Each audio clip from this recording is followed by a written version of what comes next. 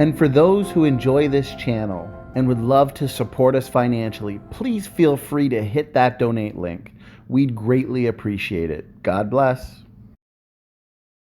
Hey everybody, this is Standing for Truth. Just a couple days ago, we gave out an award for 2019's Best Evolutionist Rage Quit. Be sure to check that out. Now we have 2019's Best Creation versus Evolution Debate. It was a hard pick, lots to choose from. 2019 has been very eventful. We've had a ton of good debates. There's been plenty that could have taken the spot of best debate. We've had amazing debates. For example, ones that come to mind are Godless Engineer, T-Jump, of course, Nick Suter. We've debated the likes of RJ Downard, Dr. Stephen Frello, Jim Majors, and the list goes on and on and on. But one debate that really stands out as a memorable debate, lots of fun, lots of laughs, is Nephilimfree taking on Jackson Wheat and RJ Downard. For those who haven't seen it, here it is. And for those that have seen it, enjoy it one more time. Thanks, guys. For Truth. I'm just going to go over the introductions here. This is going to be a really exciting debate and question and answer. So we've had people waiting in the chat almost for 2 hours now. So this is going to be fun. This is going to be engaging. We've got Raw Matt here who's going to be moderating. So thanks, Matt. We've got Jackson Wheat and RJ Downard. It's a Lion's Den 2-on-1 debate. We've got Nephilimfree. So thanks for doing this, guys. Thanks for giving us your time.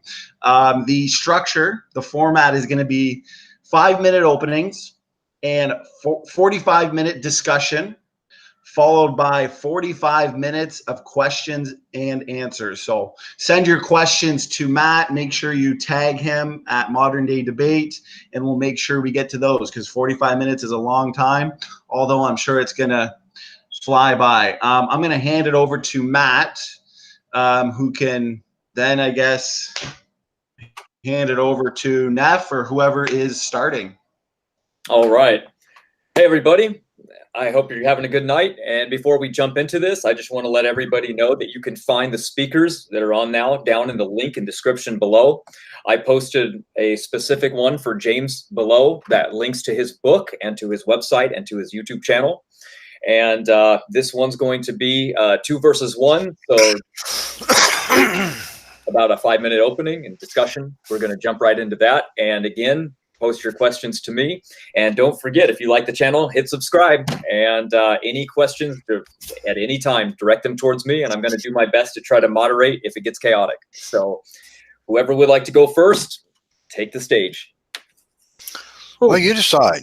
Don't leave it up to us. Okay. All right. I'll be happy to jump in. Nobody's ever called me shy. Well, he just said me, so I guess I'll go first.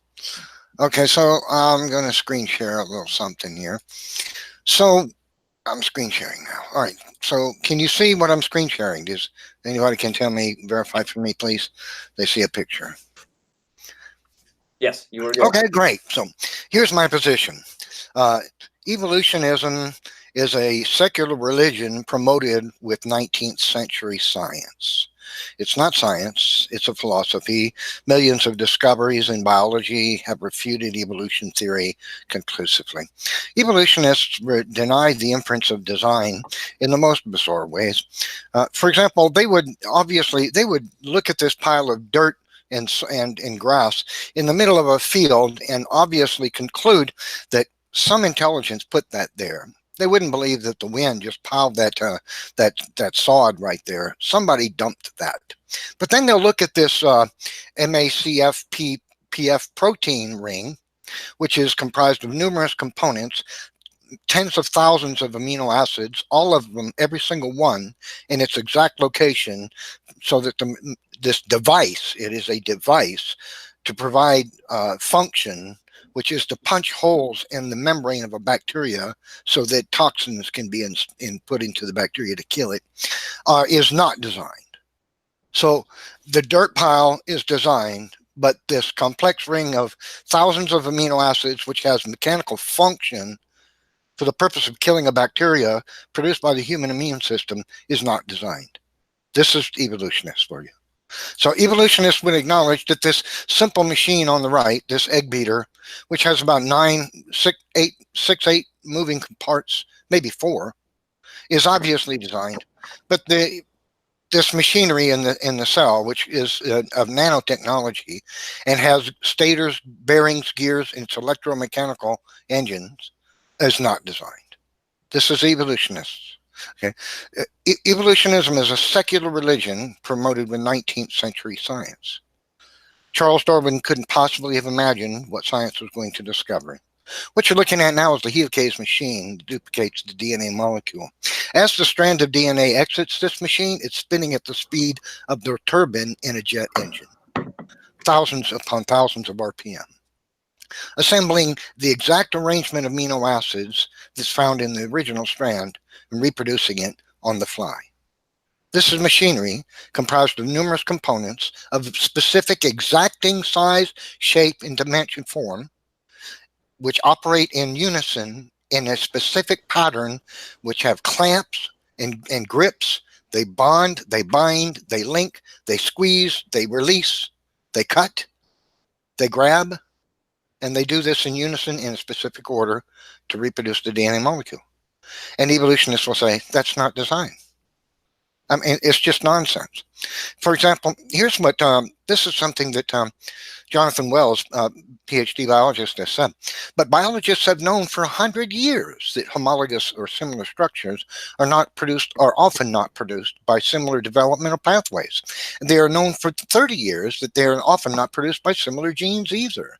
So there's no empirically demonstrated mechanism to establish that homologies are due to common ancestry rather than common design.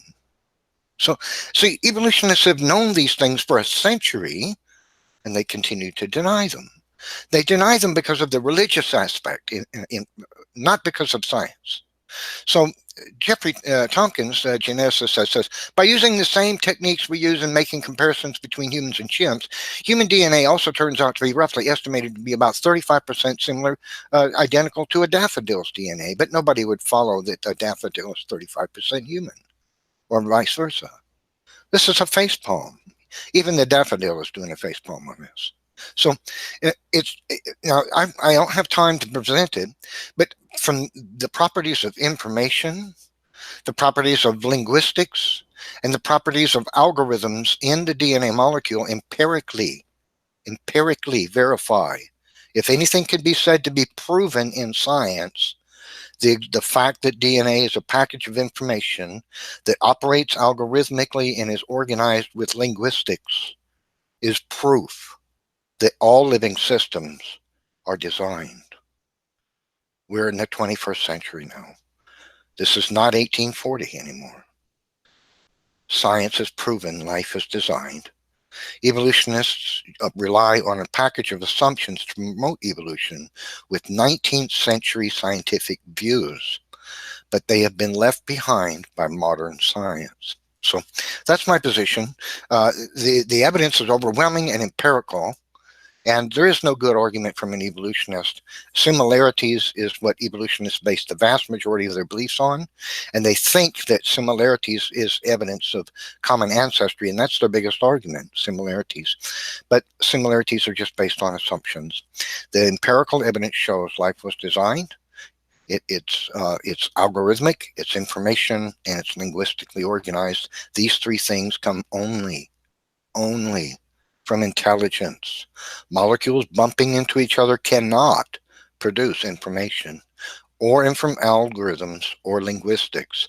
Now, because DNA is a package of information organized linguistically and which operates algorithmically, we know that life was designed.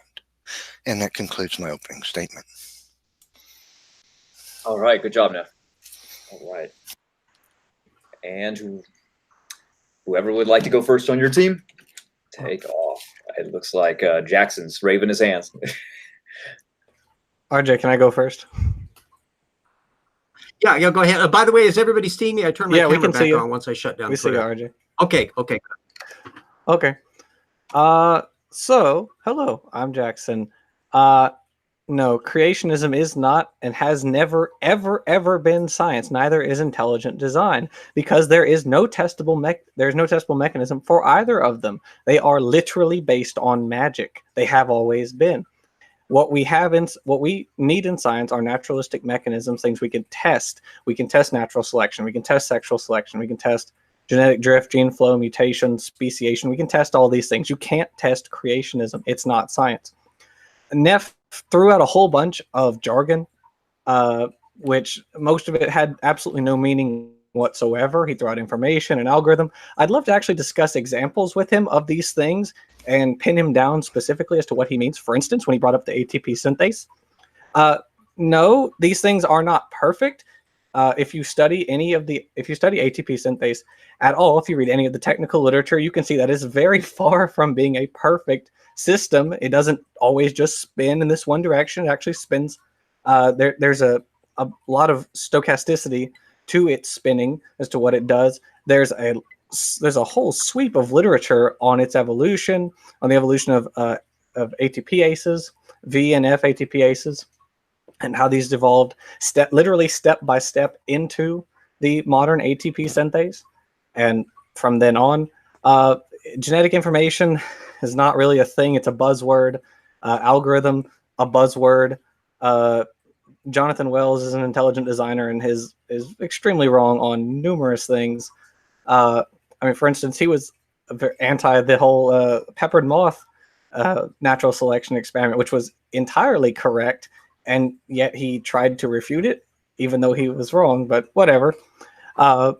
Yeah, so you also then have to understand, Neff talks about its evolution was refuted in the 1840s. Why then are over 99% of evolutionary of scientists in life science, geologists, paleontologists, biologists, they're evolutionary biologists? Because the mechanisms that they propose work. The explanations that they propose work. There are no explanations posited by young Earth creationists that explain natural phenomena. They can't explain index fossils. There are literally no explanations in the creationist camp for index fossils. We've tried to find them. RJ and I have for our book and for videos we've done. There are no explanations from creationists on a lot of things because they can't explain them. And so because they can't, they won't. They will avoid these things like the plague. Genetics in a lot of ways is avoided. They use buzzwords. Georgia Purdom loves using buzzwords like information, but doesn't actually get into the nitty-gritty. I would love to discuss details with you of examples of beneficial mutations and things like that so that we can hammer out what exactly it is you mean by information. So if you want to know more about evolution, go see RJ or my channel because we both love to talk about that stuff. Evolution is most definitely true.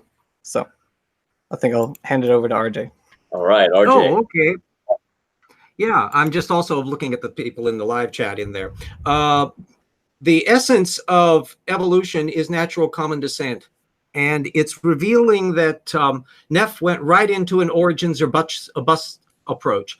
How do individual molecules arise? How does an individual system functions without looking at how it actually operates in living organisms? He's relying on secondary sources a great deal, but we've got to think about what actually is going on with organisms that exist in the living world and all the vast amount of technical literature, virtually none of which has ever been done by a creationist or even an intelligent designer. All of those cute graphics, all of that material on ATPases, all of that is not coming out of the creationist literature. It's never been coming out of them. What we have in natural selection acting on individual organisms is an empirical thing. Organisms breed. Egg beaters do not breed. They do not replicate. They do not have inherited variation. It is a terrible example, but actual organisms, actual things do. And there is a vast field in any one of the areas that either Neff will bring up or I bring up. Don't take our word for it. Research on your own and discover the vast amount of data field that is being left out of the creationist position. Every scrap of information on fossils, on genetics, on the interactive biology, on ecosystems, on biogeography, layer on layer on layer of interconnecting evidence. Nephi can't even acknowledge that the Earth is billions of years old. He can't possibly fit his the data field into a frame that's that screwed up to where there's no functioning map of time going on. I didn't anticipate having to do a very long introduction because I want to discuss the data. I want to discuss the fossils. I want to discuss biological information. I want to discuss paleogenomics. I want to get to the nitty-gritty of why Jackson and I are firmly convinced that evolution is true, not because we are emboldened by some ideological materialist dogma, but because the evidence absolutely demands it. And no alternative exists as an explanatory model that gets anywhere near a full representation of the data field. Not Jeffrey Tompkins and his various evasion material, not Jonathan Wells or anybody else they could have cited, of which, by the way, there's only about 60 fact claimants operating in the entire anti-evolution movement, compared to, in my last count, I think I'm up to about 67,000 scientists who are doing the actual technical work. No, this is a very lopsided worldview here. And the fact that paleontology in particular is a field where creationists haven't been active, viable players in over 100 years. It's just dead as a doornail as a discipline. So let's get to the facts. Let's get to the discussion on this and not have to spend time winding up for the pitch. Let's do the pitch. Okay. All right, then we are jumping into it. You guys went quick. So we've got extra minutes on for Q&A now. Goes up to 50. All right. So we're jumping into the 45-minute discussion. So that was good. We will hop into that now with sorry, making sure that I've got I don't read super chats now, right? That's before Q&A. Sorry. I'm going to assume that. So Neff, you are up, my friend. Okay.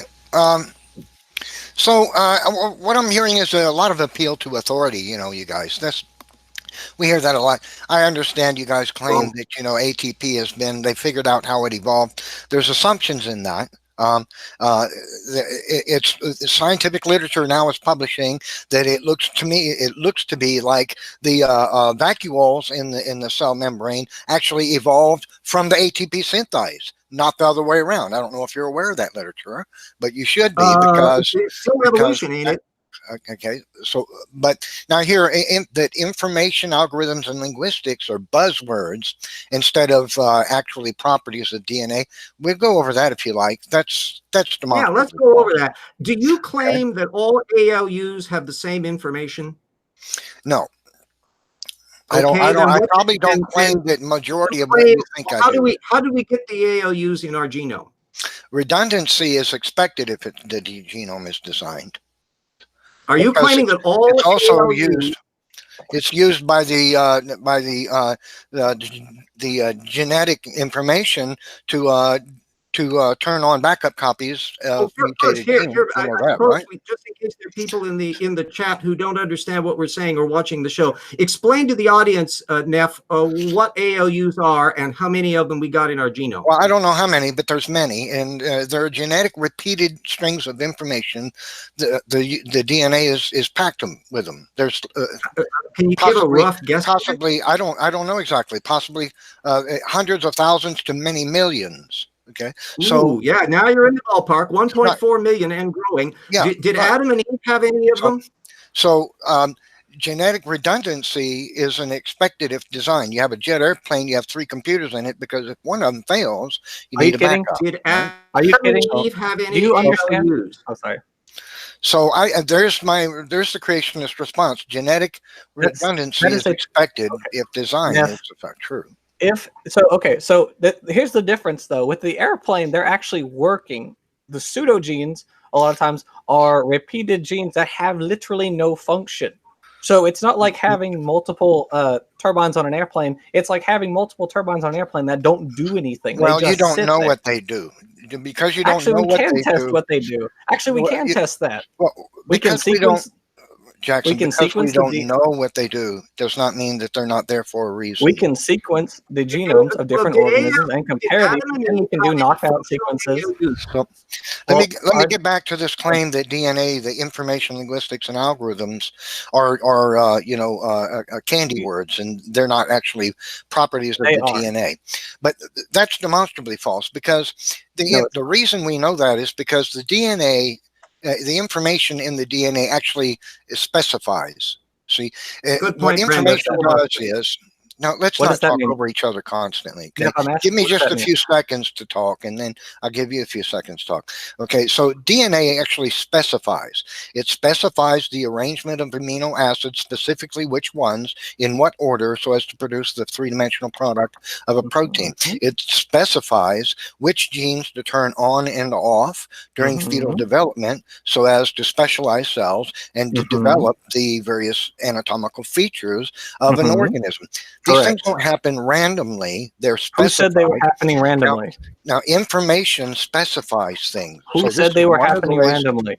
So this is one of the ways we know that what's in the DNA is actually information, because it specifies biological functions and the structural design of the organism. Neff, who said that this was happening randomly? I didn't say you said it happened randomly. I'm pointing out that it didn't. No, I didn't. No, I agree. It didn't happen randomly. I 100% agree with you. No one thinks that it did. No one. I didn't say it did. I'm telling you that that's the what contrast. What are you comparing it to? What are you comparing it to? Who thinks it's random then? The contrast I'm pointing out. It's not undesigned either. It's not happenstance association of molecules, because it doesn't produce information. Hold on. Time out. Okay. Chemical determinacy cannot have ordered the information in the DNA. First of all, evolution is not random. So when you say evolution is not random, and molecular interactions are not random. So when you're comparing these, when you're saying this is designed because it does stuff non-randomly, that doesn't logically follow. There are lots of things. You are aware of like hydrogen bonds and ionic bonds and covalent bonds. You're on the wrong track. I'm talking about it specifies. Okay. Well, I'm trying to understand why you're comparing it to randomness. I'll tell you why. Because natural processes don't specify anything. Are natural processes random? Natural processes can appear to be random, but they're not random. But Jackson, they don't specify anything. Information specifies. Can I get? If I were to tell you that ALU question. DNA specifies. It's highly specific. It specifies things that are ubular, complex and highly ordered. That's not a product of happenstance. And it's not a product of undirected processes. Okay, so that's a non sequitur. Again, are you saying it's directed? It is directed in large part by things like natural selection, sexual selection. There are mechanisms of evolution that are non-random. There are mechanisms of evolution that are random, such as genetic drift, which spreads certain alleles randomly and generally in smaller populations. No. Natural selection doesn't direct the development of genetic information. Natural selection is, by definition, a selective mechanism of evolution. Jackson, it selects. It does not direct. Nothing is directing anything. Are you going to moderate it all, Matt? Jackson, do you understand the difference between direction and selection? So, there is no evidence that anything is going in any direction. What we have are things like selective pressures, which cause populations to go in directions.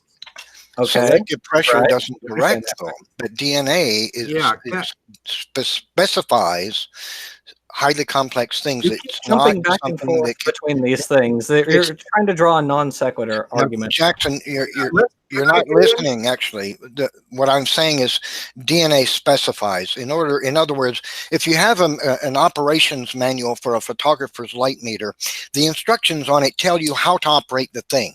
Okay, they're not produced by the thing.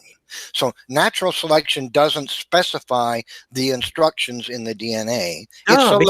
It selects from what may already exist. Okay, it doesn't specify.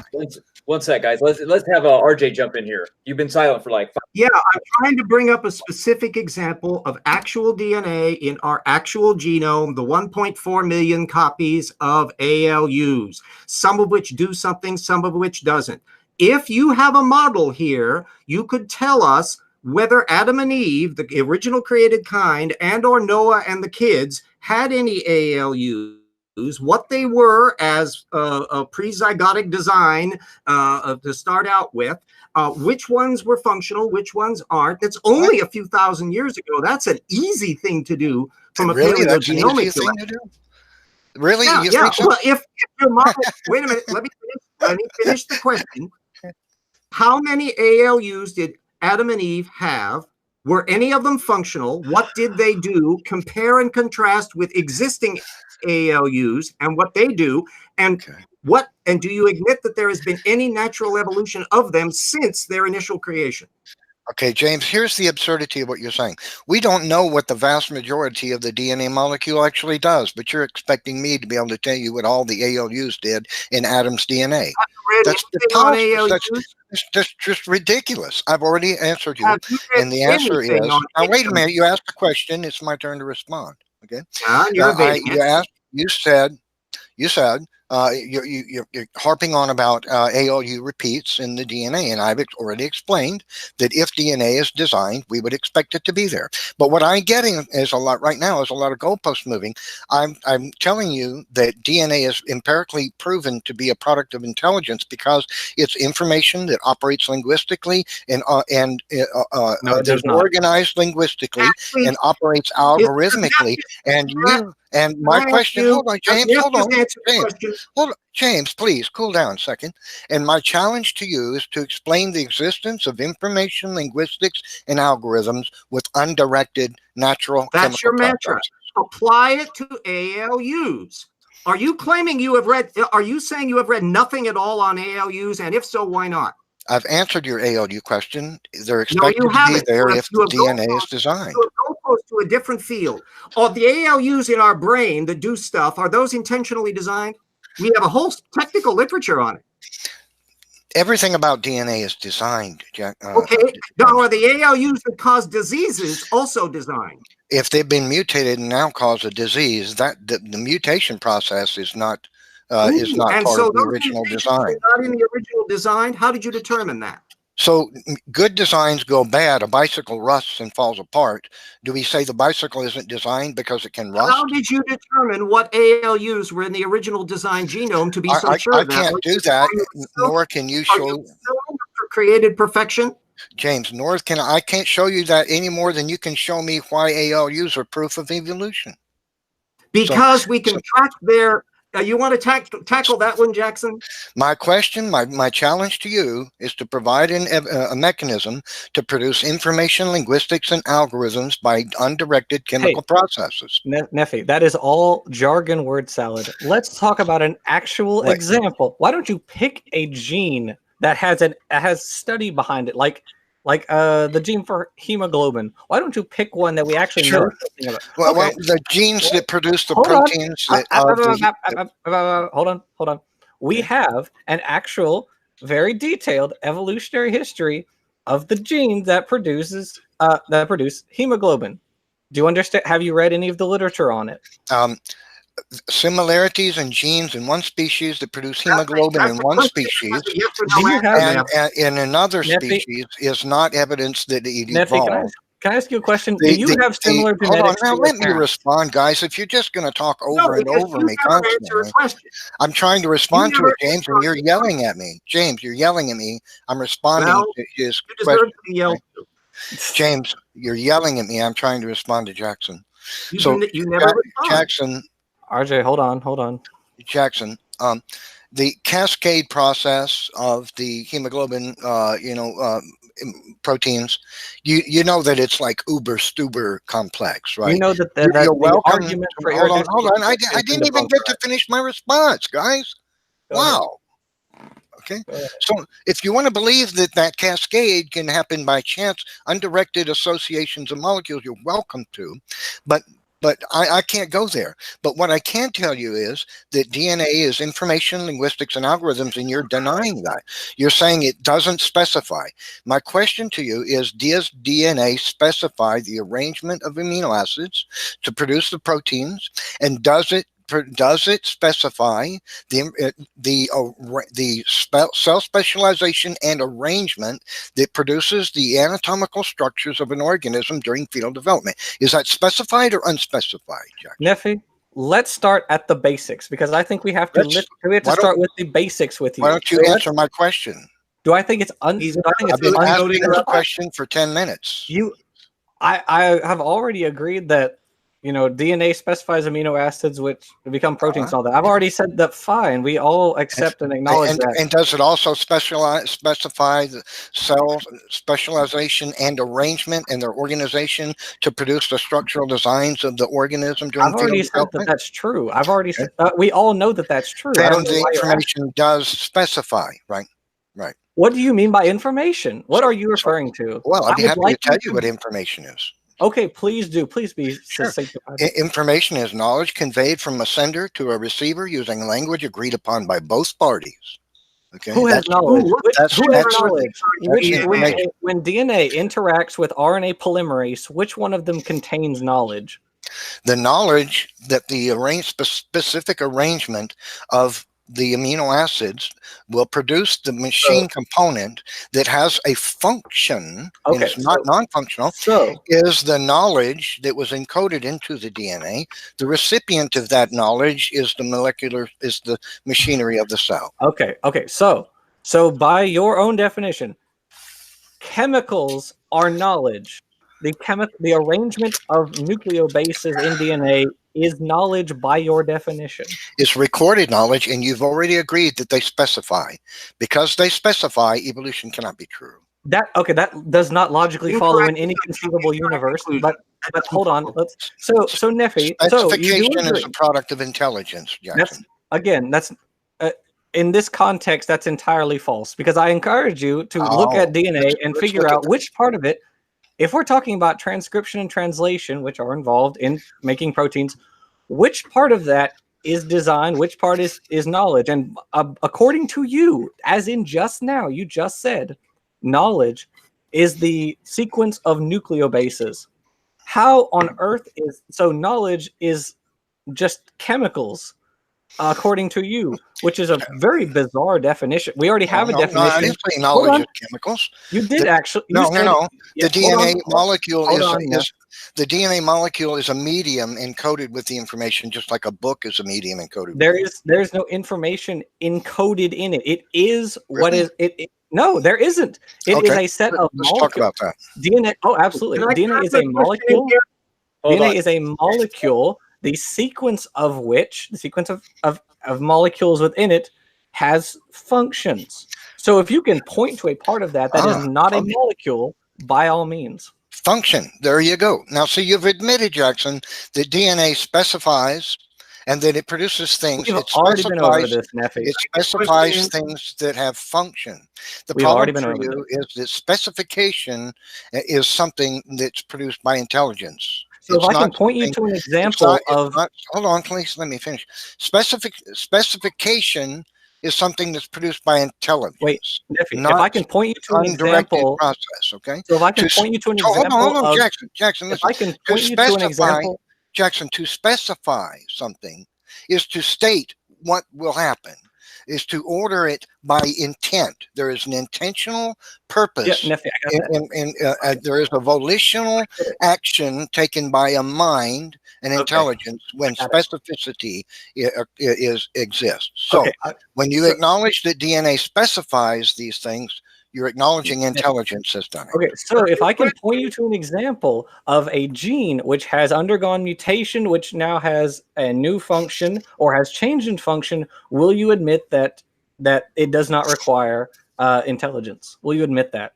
If I can point you to an example. Change in function. Yes, if I can point you to an example of a change in function, then will you renounce the idea that intelligence is needed to evolve genes or to change genes? No, because you can modify an existing design. No. So if we can show this, let me answer your question. Let me answer. You just said no. Okay.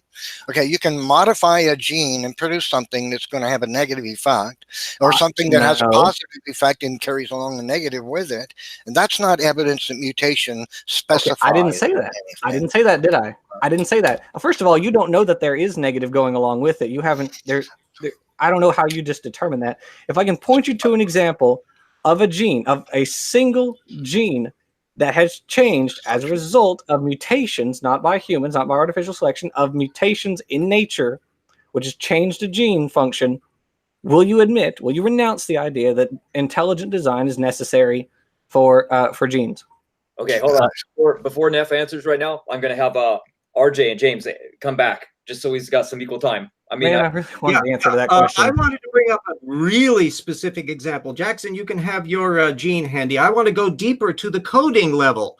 Mitochondria, among others, have variant coding systems. They don't have identical codon assignments. Does Nephi claim that all of those codon reassignments were intentionally done by a mind, or does he allow that formal information generator system to have been modified by natural means? Mutations can occur. Mutations don't design anything. They've never been. So It's never been observed that mutations design anything with function. That's not observed. Let me change the question. Have you ever studied anything at all about the mitochondrial codon assignments? Yes or no? No, I'm not sure what that is. Okay, and I'll tell you why, because it isn't discussed in the anti-evolution literature. So just They give a avoid quick summary of what you think it is So about I that. now am trying to get you to apply your vague notions of information to actual things. Are you claiming that the codon system that is used in mitochondria is designed to be that way by a mind, or did it come about as a natural evolutionary variation on the previously existing codon system? James, Apply your model to this issue. Okay, there is nothing about DNA that is not designed except the negative effects of random mutation. There's nothing about it that's not And designed. so you are claiming that the mitochondrial codon system was deliberately designed to be the way it is, as was the one that is different in the other organisms. God designed organisms to have variety. So you're claiming that even though we can observe the actual mutation process of codon reassignments in nature today, that you're claiming that God is the one that's designing that and not the natural mutations. So what you're talking about now is programmed mutation. There's two kinds of mutation, basically. There's undirected random mutation, and then there is mutation or change to DNA, which occurs because the information directs it. The information in the DNA. And one of the examples of this, one of the examples of this is somatic mutations in the immune system, which work on the fly to looking for something that works to stop an antigen. Okay, so please put a source up on that. That's evidence of design, by the way.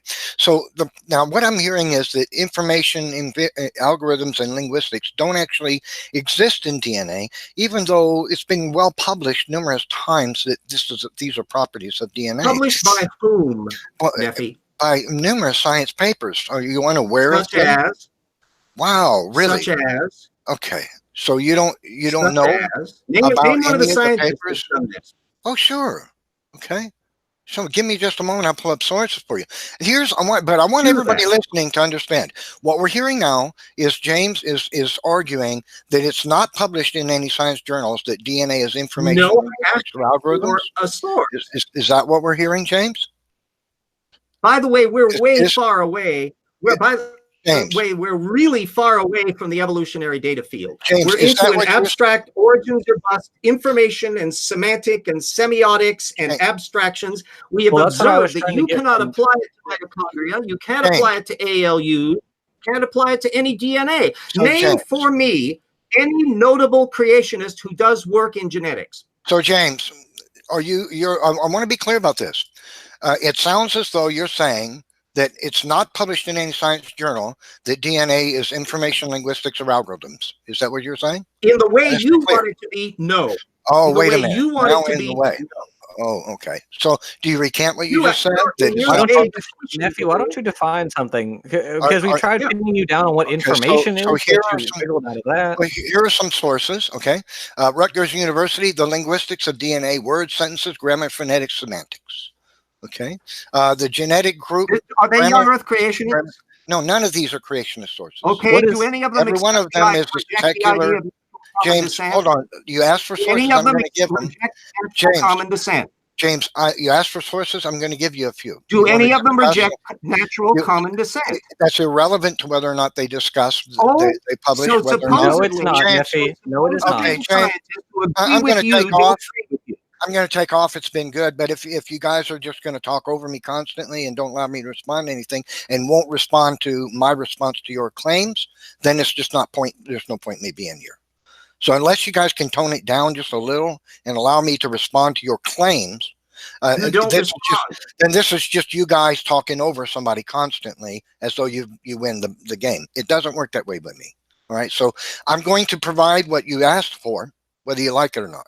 All right. Mm-hmm. So, and I'm going to look through every single one of them. James, you've got to chill your machine just a second. Okay. The point is this. It doesn't matter to me whether these guys who published this all believe in evolution. That's not the point. The point is they acknowledge that DNA is information organized linguistically and operating algorithmically. That is the point I'm making. We can discuss whether or not they accept the inference of design from that or not. That'd be just like you refusing the inference of design. It doesn't matter one bit to me. It doesn't put a speck of dirt on my shoulder. Here's the point, though. Genetic language, grammar, semantics. This is published in NCBI. Okay, from the Swedish Karolinska Institute talks extensively about semantics and linguistics in DNA. Here's another paper. This is from the United States National Library of Medicine. They speak of linguistics properties of DNA. The alphabet of DNA operates. Does any one of those indicate design? This one is from Live Science. Here's from genetics. Hold on. Here's from genetics.org. This one's from cps.bu.ed. Here's from NCBI. The linguistics you have of lots DNA. Of sources that refer to DNA as I have a lot of sources. Right. Yes, we get it. So James's early claim that it's not published in the journals that DNA is linguistic and operates algorithmically is flawed. Nephi, these are people using these terms analogously. Yeah, what he's saying is, they are using these terms analogously. You are trying to make an argument from analogy to design when none of these people are saying that or indicating that in any way, shape, or form. That is complete nonsense. It's a non sequitur. No, it's not nonsense, but that's exactly what I'm doing. Of course, when I stare and looking at your argument argument is a non sequitur. I don't say, gee, that's similar to a car. I say it is a car because that's what it is.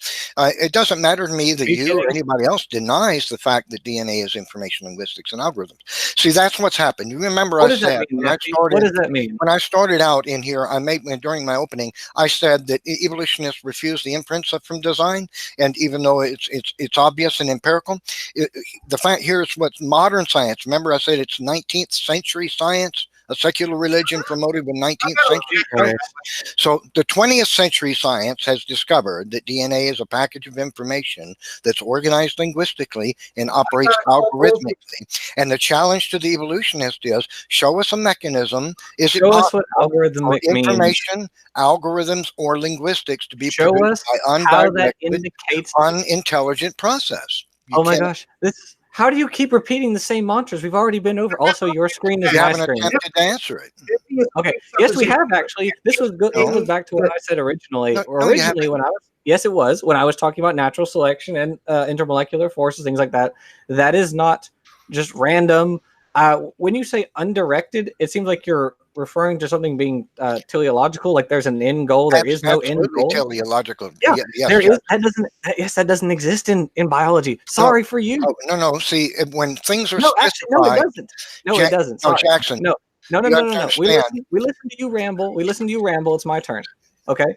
Natural selection selects organisms. Okay, you have mutations, you have recombination. These generate genetic variation. These are either selected or they're not selected. Yes, they're selected by the environment or by other or by mates, as in sexual selection. And you have other mechanisms like genetic drift and gene flow. So these all contribute to the biodiversity of life. Now, I was talking earlier about showing you mutations. There are, as you mentioned earlier, the unspecified mutations or whatever. We can talk about examples of those. You won't. You have your one talking point, which is look at language. DNA is a language. DNA is an algorithm. That doesn't mean anything.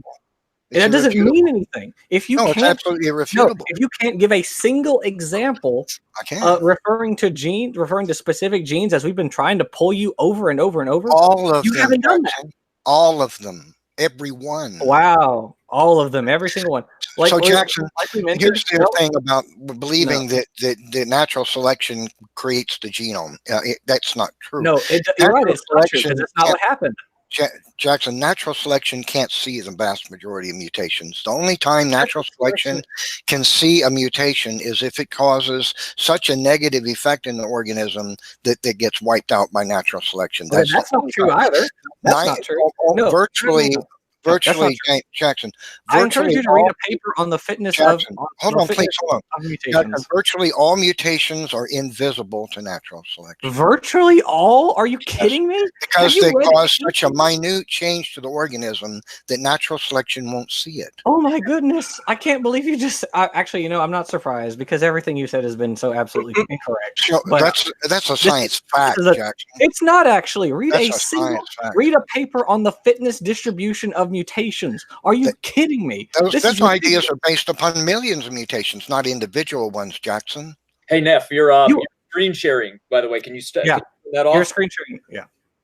Oh, no, it's the natural selection can only see a mutation if it produces a profound effect in an organism. No, the vast majority of mutations cause slightly deleterious effects, and they are not visible to natural selection. And if you don't like that, take that up with Jonathan Sanford. He probably knows more about DNA than anybody over me. Jonathan Sanford, really? Are you kidding me? Sure. Genetic entropy. Really? Oh my gosh. Really? Yeah. We kicked his butt in a video I did. We did not too long ago. Yeah, he's hilarious.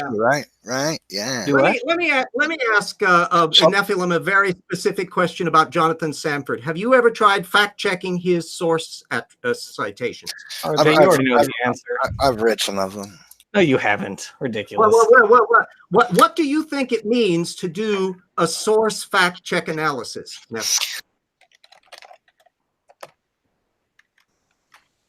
Crickets. What do you think it means to do a source analysis of a technical argument and apply that to Sanford? The claim has been made that it's not true that the natural selection cannot see the majority of mutations, but that is true. That's not a creationist idea. You want to answer my question on Sanford, who you brought up?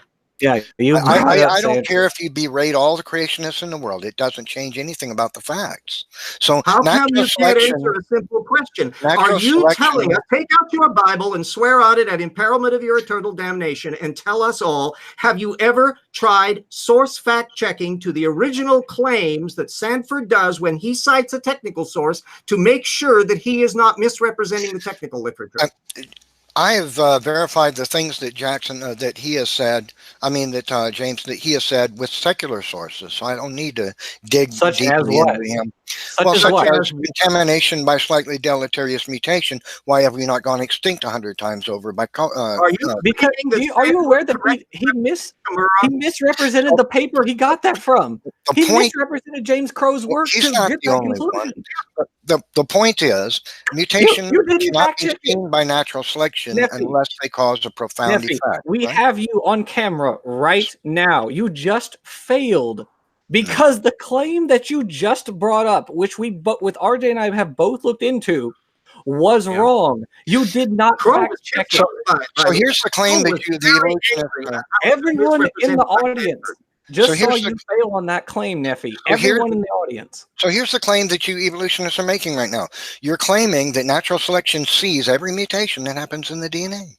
No, I'm not. The majority even. That's ridiculous. Where do you guys get your crazy pseudoscience from? What the hell? I mean, this is not published. You haven't brought up a single scientific idea this entire time. I'm going to put it like this. There is not one science paper in any journal that says natural selection can see the vast majority of mutations. There is not one. Yeah, there is not one. Yeah, thank you, Matt. Okay, it is a bald-faced lie to claim that modern evolutionary theory is working on 19th or old science. I read the technical literature. The entire science work is being done in the evolutionary community. It's hard to scrape together 100 people in the entire creationism movement that have even been published in regular science materials, and virtually none of them are geneticists. They are not contributing to that field. They're not contributing to paleontology. They're not even doing the work on those ATP or any of those other subject matters. Try tracking them down and finding out. Stop trying to give the impression that your creationism, that is 20th century young earth creationism, invented in the 1960s and refined in the decades since, is somehow representing the science field when you don't do the work and never have. Creationism existed before evolutionism, James. That's ridiculous. Not young earth creationism. Oh, yes, it did. It absolutely did. So, Modern creationism dates back to the 40s. So, Jackson, here's Ellen the White, thing. What you put forward is this idea that natural selection sees the majority of mutations that occur in organisms, and that's scientifically not true. That's not published in the journals. No scientist, you won't find one paper in one science journal anywhere that says that. Not one evolutionist, biologist, or geneticist on this planet would make that ridiculous statement. Not one. So you put forth pseudoscience. I think you have misinterpreted. You have and then what you're trying to do is you brought that. You have misunderstood what I said. No, Jackson. And what you did is you brought that pseudoscience argument, that scientifically invalid argument, to play in trying to answer for the fact that DNA specifies the complexity and the arrangement of cells to produce the physical structural designs of living things and the arrangements of proteins. You're saying that you pointed to natural selection, and I said natural selection doesn't prescribe these things, but you kept saying natural selection is selecting constantly, and that's what. Yeah, it is. Hold on. Jackson, this is what you did, alluding that natural selection is what ends up causing what we call specificity in the DNA that specifies all this stuff. But that's not true. Because the argument you made to try to support that idea is a pseudoscience argument that natural selection can see the majority of mutations, which is scientifically false. So you're putting forth your 19th century thinking and your pseudoscience against real science, and that's why evolution is not science. Talk about paleontology. None of that. None of what you said logically followed. Not a single bit of it. Every bit of it is exactly a breakdown of what just happened. I don't understand why I get into these conversations with you, because it is obvious, it is painfully obvious that you have never ever bothered to read any literature in genetics. You've never bothered to fact check anyone. It is astounding. Right. Well, we showed that just a little while ago. I only Jackson, where are these papers in the journals that say natural selection can see the majority of mutations? Where are they? You got some? They don't need to see. Is there one? You want me to find a paper that says what is a neutral mutation? My challenge to you. My challenge to you to carry forward after this hangout is for you to do a video showing the science papers in the journals that state that where geneticists state that natural selection is able to see the majority of mutations. I will say many, not the majority. I will say many. What percentage, Jackson? 40%? Natural selection. Organisms, really? Genes. 10%? I have no idea. Oh, you don't even know, but you say it happens. We can verify that it happens. Are you joking? Seriously? The specificity of information in the DNA is empirical evidence. Of the Italian wall lizards? Have you ever heard of Italian wall lizards? There was a population moved from one island to another, and via natural selection, they developed new characteristics. Yes, they did actually. They have changed both ethologically, and they have changed in their morphology slightly because it's only a few decades, but they have changed. And I discussed that. That's one of the first things I talked about when I got on the internet. We know that this occurred via mutations and recombination, generating genetic diversity, and this was naturally selected. No. You have no argument there. I do. So let me respond to that claim. Okay, so here's what happened. Did that not happen? I'll explain it. So here's what happened. A species of lizard called Padmakaru, and they released That's not the name of the lizard. That's the name of the island. And they named it after the island. And no, they didn't. It's Jackson. The lizard is Podarcus sicula. Jackson. The island is Jackson. Hold on. You have never read anything about this. Jackson. They named Don't the have lizard. an aneurysm. I know Nephilim causes that in people. You know? Hold on. Now let me respond. They named the lizard Padmakaru, and the speciation event, what they call it, Podkapiste. Okay, so you might need to look into that. So here's what happened: they released the lizard on an island in the Mediterranean. Read the literature, Jackson. Literature. We're Jackson. already in the Mediterranean. You're laughing at yourself. No, when you go out of this hangout and look into it, you're going to laugh at yourself. Oh, So let's have some more. Let's talk about. Wait, now let me respond, guys. Hold on. So here's the claim. Okay, so this is what actually happened. They released a lizard on an island in the Mediterranean. They came back 36 years later. Researchers collected some of these lizards, and they studied them and found cecal valves in their stomachs that were not there. They're not in the parent population that existed on the mainland of Italy. Okay, so they changed the diet of these lizards in a controlled environment to an arthropod diet. No, they did not. And after 16 weeks, these cecal valves disappeared again. So what this demonstrated is that a change in the environment when the lizard was loosed on the island, a change in its diet, caused the organism to respond to that environment by stop expressing the genes that produce cecal valves in its stomach. Then when the organism was taken from the island and back to the mainland and its diet was reverted to its original, they gained the cecal, they lost the cecal valves again. So all this proves that the genetic information to produce the cecal valves already existed in the lizard. No, that is not what that means. Mutation didn't design it. It was that is not what that means. All that was natural selection causing an ingeniously designed process whereby the organism turned off the genes for cecal valves. You find the paper. Find me the paper where the researchers say the genes, them back on where the researchers say the cecal valve already existed. Find me that paper. That was a failure of evolutionists. Jackson, that example of evolution. That example of evolution. You so completely misunderstood and misrepresented that. It is comical. No, I gave you the facts about it. Jackson, no, you that didn't. example of that example of evolution left evolutionists with egg on their face for years. No, you have never in your life given a fact regarding evolution. Put the citation up in the video description or in the comments on the video after we're done. Please do. RJ, why don't you take over for a little bit? We have 5 minutes left. Your crazy belief that mutation created cecal valves is not supported by Okay, now I want to talk about. Sorry, you lose, Neff. Now, you're a young Earth creationist, correct, Neff? Of course I am. I believe the truth. Okay, so you believe that there were therapsids created in Eden, and there were also therapsids on the ark, right? Of course, there was 7 of every clean kind and 2 of each unclean on the ark. Of course.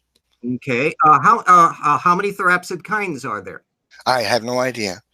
I don't even know how many original kinds of bird that God made. He may have made 10 different kinds of bird. He may have made 30 different original kinds of bird. Don't know. You don't read Leitner's work on created Berriman kinds in birds? I don't think they've got Berrimanology down to, it hasn't nailed it all down yet. Neither. They can't nail it because Berrimanology is built on a false assumption. But there is a technical Berriman literature. Are you telling me that you haven't read anything on the Berrimanology of birds by Leitner? I've read some things about Berrimanology, but as I said, Berrimanology is going to be something that's terribly difficult to nail down, and it's going to take a long time. And neither can evolutionists nail down their claims that one type of organism evolved from another. So let's talk about those therapsids. Where are they now? Well, they're either in the earth, or they're living here, or they're extinct. One of the two. What do you mean? Why are they on Mars or something? If you bumped over one, what would be the characteristics of a therapsid that would make you go, "Wow, that's a therapsid"? Well, that would I guess I'd have to study the anatomy. Get to the point you're trying to make. You're going to make a claim that there's an evolution going on. There is 100 million years worth of life that you don't even allow to be 100 million years worth of life because you're a young Earth creationist, and then you pay zero attention to it. And therefore don't notice that creationists can't pay much attention to it either because it is impossible to cram the damn therapsids into the framework. Ooh, you pulled up a source, you pulled up something you copied from something else. Well, the claims of evolution are just ridiculous and been refuted. This is the one that you're probably wanting to harp on so much, the one that I refuted. No, I'm talking about therapsids. I'm not talking about the formation of bird beaks. Well, this is where you're going with it. Let's talk about, you posted jaw to ear magic back in January on that in response to my video. So I am really anxious to discuss that post. Okay, so shall we do that? So how is it possible for those organisms to have evolved? I'd be delighted to talk about. Let's start off with the dentary bone in therapsids. Are you aware of the selection pressures that were in play on the evolution of the dentary bone? There's no such thing as evolutionary pressure. I don't know what you're talking about. You're oh, more well, of your evolutionist pseudoscience there. What are the dynamic pressures that are applying to insectivores? Neff? There is no such thing as evolutionary pressure, James. You're talking your evolutionary pseudoscience. Are you aware of how insectivorous diet alters the shape of jaws and the teeth structure? I'm aware that bones detach from the area around the anterior portion of the jaw in certain species and migrate to become the ossicles of the middle ear. I am aware of that, if that's what you're thinking. Yeah, that wasn't what I was talking about. I'm still talking about the dentary bone. Mm-hmm. So you haven't given me a reason to believe these creatures evolved. You are unaware of the fact that an insectivorous diet selects for narrow jaws with backward pointing teeth. So, and how is that evidence of evolution? Oh, it's pieces of the evidence. It's one of the reasons why the dentary bone was expanding in the synapsids for the development of the double jaw form. Well, expanding jaw, shrinking jaw, that's not evidence of evolution. They have a jaw. Yes, it is. Why did God make probenignathans? How did DNA come into existence by chemical means?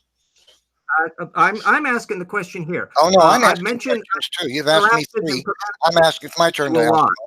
It's my turn to ask. Have you ever studied? It's my turn to ask one. You've asked about 4 or 5. Oh, I know, because you're never going to be able to explain why God would make a form that was directly predicted on evolutionary grounds. For random genetic mutation? How is it possible for random genetic, undirected chemical processes to create the specified information, apply linguistics organization and algorithmic operation to it, so that it specifies the structural design of organisms? Can you explain to us how that's possible? You can't answer, can you? Because it's a meaningless question. Because your genetic algorithms and all of your dribble don't explain a damn thing. You can't apply it to anything. We have already asked you to apply your models to mitochondrial DNA and codon assignments, to ALUs, to deal with it on any subject whatsoever. You can't apply it to anything. You might as well call it Spurgle-Vlap, Nickel-Block, Snoogie-Bloob, because it's exactly the same meaningless concept. Well, you're saying that information linguistics and algorithms are meaningless. That's ridiculous.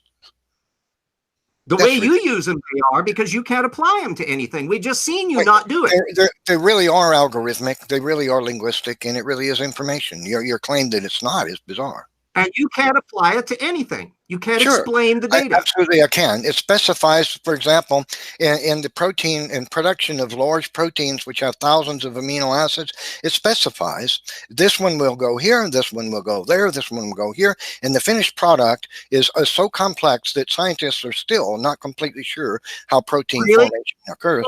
And these proteins are then become mechanical components in a machine that has functions. So all the proteins in the helicase machine, all the proteins in the polymerase machine, all the proteins in the ribosome, these are all designed because they're specified. Ooh, and what's in the middle of a ribosome? Your proteins are specified complexity. What's in the middle of a ribosome? What's in the middle? Is it a protein in the middle of a ribosome? I don't play evolutionist tests. Make your argument. In the middle of a ribosome, it's a RNA molecule, not a protein. Why is that? I didn't say there was no RNA is brought to it. So no, it's not. No, the core of the ribosome. This has been known for 15 years, Buckaroo. The core of the ribosome is an RNA molecule. Why is that? Because that's how it's designed. Can you So tell that me explains how? why. Can you tell me how molecular components comprised of thousands of amino acids with outrageous specificity in form and shape are arranged by undirected Define processes? outrageous. So that when they're What is your criteria for outrageous? when they What is your criteria when they're for assembled together, they operate mechanically to select or reject a specific But amino move off acid. of the Can you jargon and try explain to how answer. unspecified, undirected process is why it's logical to believe that can be the producer of that? He's in mantra mode again. Why I do can't we get you to believe deal with specific subjects. Name a molecule, and I'll want to be asking you source data on it. That when you are looking at any of these molecules that you claim are so outrageously perfectly fabulous, have you bothered to read much of the technical literature on them? I don't play evolutionist tests. I And asked that you is a time, question. gentlemen. That is I asked time. you a question. You won't respond to it. As engaging as it is Well, right ask now, that that's question time, again. guys. I can repeat the same answer we had before. And I allowed it to go a couple minutes more just because the openings were somewhat shortened. So I think it's suitable to give the debaters a couple minutes to kind of just conclude their thoughts. If you guys want to do maybe 2 minutes, I can put the timer on that. Just since you started, Neff, we could always let you conclude your thoughts on the discussion portion and then move on to RJ and Jackson. And then that'll be followed by the Q&A for 45 minutes. Yay. Okay, Neff, whenever you're ready, I'm going to start the timer. Okay, I'm ready. Thanks. So I get questions. They don't get answers. We heard Jackson make pseudoscience arguments that, that somehow natural selection is able to see the majority of mutations, which is not I already published said not. in the literature, or it's not even a large percentage of them. Not even a small percentage of them. So unless they produce and then use this as an argument for the specificity the DNA, which is absurd. So is our DNA algorithmic? Absolutely, here it is. It sure is. This is one actual algorithm in your DNA. It's going on right now in every cell in your body. That is this is an actual algorithm in your DNA written up in computer language so that humans can understand what's happening. That's not like an algorithm. It is an algorithm. If, results, else, then, these are mental processes. Okay, information is specified. Now, here's how we know that DNA is not a product of abiogenesis, but a product of design. DNA is a physical medium encoded with immaterial information which is organized linguistically and operates algorithmically. Algorithms have no mass or dimension. They're produced by intelligence. Algorithms are created by forward thinking and decision making, which are mental processes. Okay, so I'm not going to go through all these points. It's empirical. Algorithms are a product of intelligence. Information, the DNA product cannot be a product of natural processes because chemical determinacy cannot have organized the DNA base pairs because any base pair can bind to any of the sites on the ribose backbone, any of them. There is a dependency between one strand and the other, but that chemical dependency can't have ordered the information on one strand. And information is a non-material fundamental entity which cannot be produced by material processes. Information is a product only of intelligence. Therefore, DNA is a product of intelligence and not material processes. Since all organisms are prescribed by genetic information, all organisms... That's time there, Matt. That's time. Thanks so much, brother. Okay, so I've got the timer going for you, gentlemen. You guys can use the time according to however you guys want to use it. Go ahead. Yeah. Nephilim is doing a perfectly fine repeat of his a priori assumptions, his use of jargon and all of the rest, his presuppositional origins or bust approach, where he thinks he can dispose jujitsu all of the evolution data off the field. The problem is, as we've tried to show here, is that he can't apply it to anything. Disparaging all of the science material that creationism hasn't done is a complete fog bank if you can't apply it to anything. And whether it's ALUs or mitochondria or any of the molecules that he himself brings up or the creation scientist he brings up on these various issues, he's never been able to focus in and actually come to commit himself or apply his model to how many ALUs Adam and Eve would have, or why there were pragmatic methods, or any of these other issues. This is the problem with all creationism. Nephi is basically a bottom feeder who's trawling off of a group of creation scientists, and there are only about 60 fact claimants in all of anti-evolutionism, so it's not a big field, and cherry picking blips of information to fit the apologetic line. But don't take either one of our word for it. Go out and read the science on any of these things yourself and find out how gigantic the data field is and how completely irrelevant creationism and intelligent design as well on the creationism light side has been for the last decades. You can have it the rest of the time, Jackson. Yeah, I concur with pretty much everything RJ said. We've seen Nephi has not addressed anything. And again, no, I'll just say natural selection sees many mutations. We'll say not the majority. We'll say many. Okay. That way you won't strawman me again, even though I've already said that. So, but yeah, you have not addressed anything. We've attempted numerous times to get you to address things. You don't read any of the literature, and it's painfully obvious. So I'm done. I don't, you know that, right? I don't read any literature. It's obvious. It is very obvious. Because I don't believe what you do. I don't read any literature. Wow. It's crazy. You don't have to believe. You don't have to believe what I do, but you can't answer. That is time. You can't answer questions. So. Very engaging discussion. Very good closing there.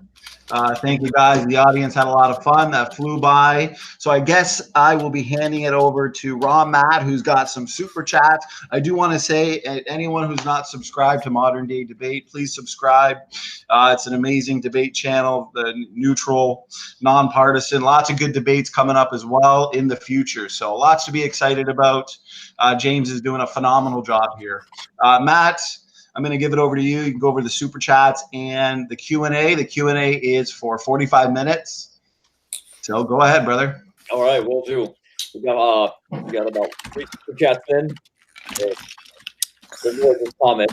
One was from Stephen Steen, who said, "Sadly, James could not join us from the film set of Magic James, which is Magic Mike 2. So that's what he's up to right now. And Praise I Am said to Jackson, "Irreducible complexity, the flagellar modem, and LIU, apparently intelligent design." Nope, they're not. Go watch my videos. No. Next. Okay. Flagellum is a fascinating example. We could do tons on that. All right. And maybe it'll come up in the questions too. And then I'm sorry, Wilson said, "RJ, how many tables have you flipped?" Oh, well, I'll say that I have the urge to do so around Nephilim in a way that I don't other people, because that presuppositionalism grates rather. But generally speaking, I know of no tables I have flipped. But once in a while, if I have too much to drink of champagne, I might not use a coaster. Got it. All right. Well, we're going to jump into the questions then. There was a good amount of kind of equality, which is usually most things are geared towards the creationist. It would be great. The first one, we'll go to Nethville. It is I Am Sorry, Wilson. I'm having a hard time hearing you. There's a lot of tapping. Really? Someone needs to mute their mic. I'm hearing a lot of sounds. Tain't me. I don't Sorry, know. that was me. Sorry about that. Okay. All right, Neff. Well, this question is actually for you, Neff. So, Okay. what would be the mechanism? Actually, there's 2 questions. I put them together because they're similar, so I'll just ask you both. What would be the mechanism of action for intelligent design? Also, what criteria can we apply to classify whether something was intelligently designed or not? If everything is designed, isn't it a meaningless observation? No, I don't say everything is designed. Rocks rolling down hills is not designed. Gravity was designed. The process of rocks rolling down hills is not designed. So that's kind of a non sequitur. How does things get designed? They get designed by the personal volition, intentional volition of a mind, which specifies things. And that's one of the empirical evidences of intelligent design in living things, is that DNA specifies extremely high levels of specificity. the highest known in the world, the highest that there is, higher than any computer code information, any linguistics, Microsoft Windows, whatever, more complex specificity than that, okay, exists in your DNA. So now that's the process, is an intelligence, ordering it. Can we watch God arrange the base pairs of the DNA and build the ribose molecule? No, but we can look at the product, finished product, and infer design, just like we can infer design if we see a pile of dirt in the middle of a field, or if we see a bicycle. Nobody looks at that and thinks, oh, that's just what weather made. But the problem is that evolutionists will look at the most complex interdependent things known that operate linguistically and possess information and algorithms and say, oh, that couldn't have been designed. So what we infer about design is, one of the things that gives us inference of design is specificity. High specificity is high evidence of design. Okay. All right. So Okay. A response on that one? The obvious case is Michael Behe, who's tried to argue that the flagellum and other things are irreducibly complex. All of those attempts have been based on a negative argument that supposedly evolution cannot account for feature X, therefore, by default, it's design. What's fascinating about all of the intelligent design community and young earth creationism as well is they never think through what a design event would actually look like. Is an entire field of wildebeests? Is an organism being created along with its parasites? What exactly would a flagellar design event look like, and when would it be? Even though they don't accept young earth creation as chronology, they don't apply it in a chronological frame either. This is true of Bill Dembski. It's true of Jonathan Wells. It's true of Steve Meyer. It's just a fog bank. So there is, in effect, no actual design model that's being presented. It's a not Darwinism, not natural process approach. So it's a negative argument. The difficulty is Behe drew lines in sand on all of his things. He argued that if any one of his irreducibly complex components could be accounted for by natural means, so much for intelligent design, so much for irreducible complexity. He doesn't want to look close at that. And so there's been a lot of little fine-tuned goalpost moving over the last 20 or 30 years on these little points. Anyway, that's my. Do you have anything you want to add there, Jackson? I didn't make a negative argument. I made it a positive argument from specificity. You think that's a positive argument? So what you just did is attack a straw man. What would, if I were to go back to Eden? Next question, and watch please. This is God not the make debate section. a probatic method. What would I be seeing? We're through debating. It's question and answer. No, okay, I'm sorry. I would have thought you would have wanted to tell us what you think happened, but maybe you don't know what you think happened. All right, question. I just was correcting you that you strawmanned me, that it was a negative argument. I didn't do that, James. I made a positive argument from specificity, did I not? Just correcting you. But how do you determine specificity? There's the That's difficulty. another subject. That's the same problem Behe has. We talked about some of that, but that's another time. We'll do that another time. I just correcting you about straw manning. Are that specific. Just correcting your straw man. That's all. Well, you're wrong on your correction. Well, you did straw man me. Anyway, you got another question there, Matt? Yeah, it's coming for you, actually, RJ, from Dr. Argon. It is, why is it so important to fact check claims with source data and to not misrepresent those sources? Yeah, because without it, you don't have a discipline. This is true in history. It's true in science. It's true in absolutely everything. If you make a claim, on what basis do you do? If you're making a claim that is asserting it's empirical, where do you get your information from? If you're the one doing the work, you may be presenting your own work. Has it been represented in peer-reviewed literature? If you can see examples of where people, when they make their arguments, are misrepresenting the sources, are bypassing relevant information, suppressing information in their own sources, that is a big giveaway that you have a problem. And if you're not offering sufficient argument, but only offering side arguments and maneuvers around and avoiding working out what you think happened, that's furthermore. How you determine that is to source check. And so every person should be putting everything to the same standard. And I would contend that if you try to do that with creationism, and if you try to do that with Neph, you're going to be in big trouble. And you're seeing that they're not playing fair with their sources, or they have a tunnel vision dogma that's so rigid that it doesn't allow anything not to fit. Got it. Got it. All right, the next one is for Neph. This one's a statement that goes into a question. To consider the supernatural probable, we have to show that it is possible. Do you have any confirmed examples of the supernatural and not a proposed, like life or the universe? Sure. Well, the existence of the human mind. In fact, every word that comes out of the mouth of every person in the world, evolutionist, atheist, Hindu, Christian, it doesn't matter who you are, when you speak, you empirically verify that you have a non-physical mental intelligence. And that's because we use language. Language requires symbolism. It's dependent upon symbolism. But the application of meaning to a symbol or interpretation of meaning from a symbol is a mental process, not a material one. It's not a chemical process. That's a mental process. So when we speak, say, for example, I say the word dog. When I write the word D down on a piece of paper, a dog does not magically appear sitting on my desk.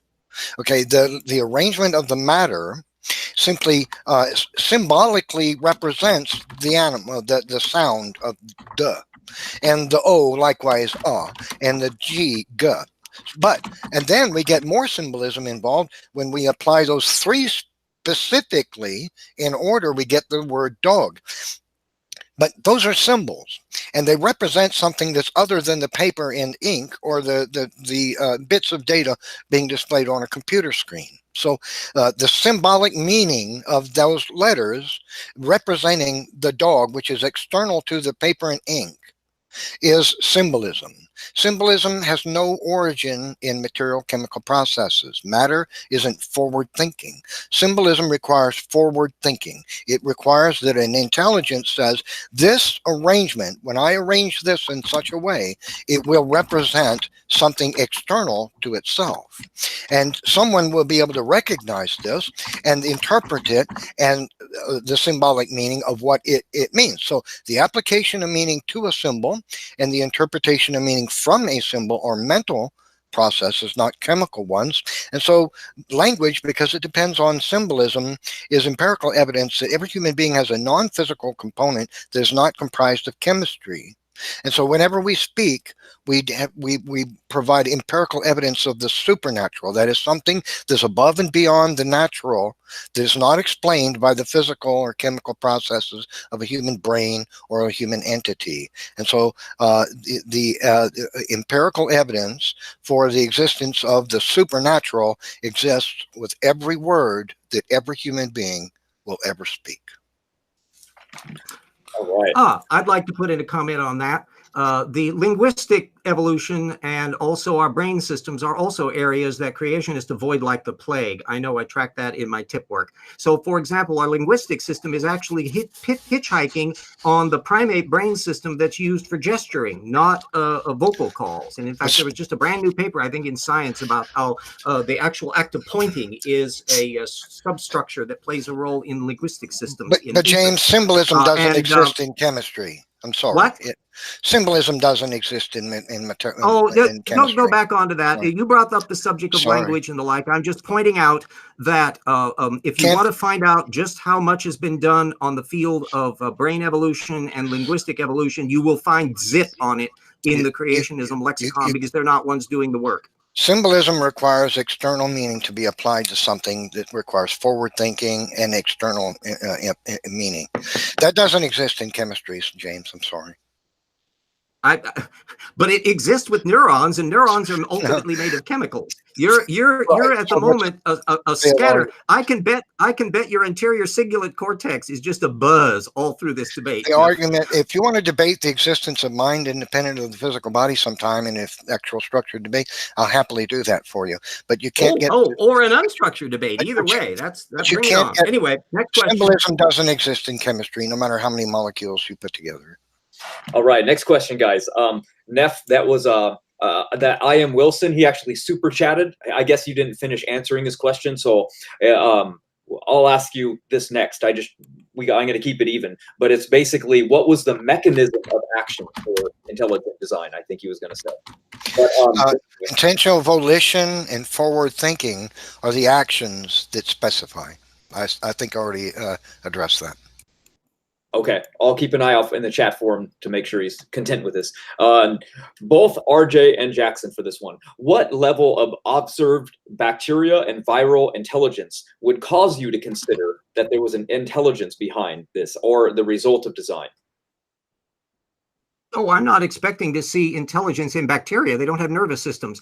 You have to get way down the road into multicellular organisms that now have much more sophisticated neural structures, and you're not hitting that initially. And Jackson can weigh on that as well until you're starting to hit jellyfish. They have some interesting little feedback things, and there's a huge technical literature on the origin of nervous systems. So it's a category mistake. No, I'm not expecting to see intelligent behavior, although there is quorum sensing in bacteria, but that's an unintelligent process. Even rudimentary tit for tat, you scratch my antenna, I'll scratch yours, actually shows up in yeast. So there's a substructure of things that are kind of like in the same way that the Fibonacci series shows up in a lot of plants. That's not designy, it's just the way material systems function. But anyway, I'm sure Jackson has more to say on that than I do.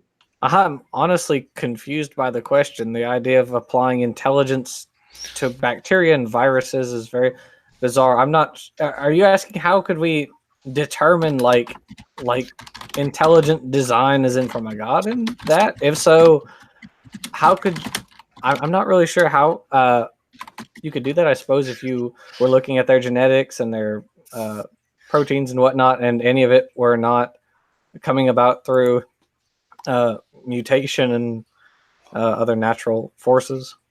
Other than that, I'm not really sure what to tell you. It's a strange question. I apologize if I just misunderstood. Fibonacci curves are a result of chemical determinacy in crystals and things like that. But when we find them in organisms, we have reason to believe in design.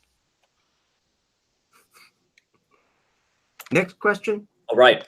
Neff, the meteor hole that's in Mexico, the size of Manhattan, when did this happen? After the flood, before the flood, or was it the cause of the flood? And where is it recorded that it happened if the flood is so recorded? Okay, ask the question again. I didn't hear the first part. To understand the first part, say it again, please. What about Mexico? The meteor hole that's in Mexico. Okay, yeah. Well, there's evidence that may not actually be a meteor hole. It's likely, more likely, a giant bubble in the surface of the Earth that has come up. There are many of these on the Earth, and this one happens to be extremely large. So I don't believe that it's a meteor impact. I believe that I've forgotten the scientific name, the geological name for these, but it's likely material that bubbled up from the Earth like a gigantic like a bubbling mud that bursts. This is likely what happened. Are you talking about like lava plumes?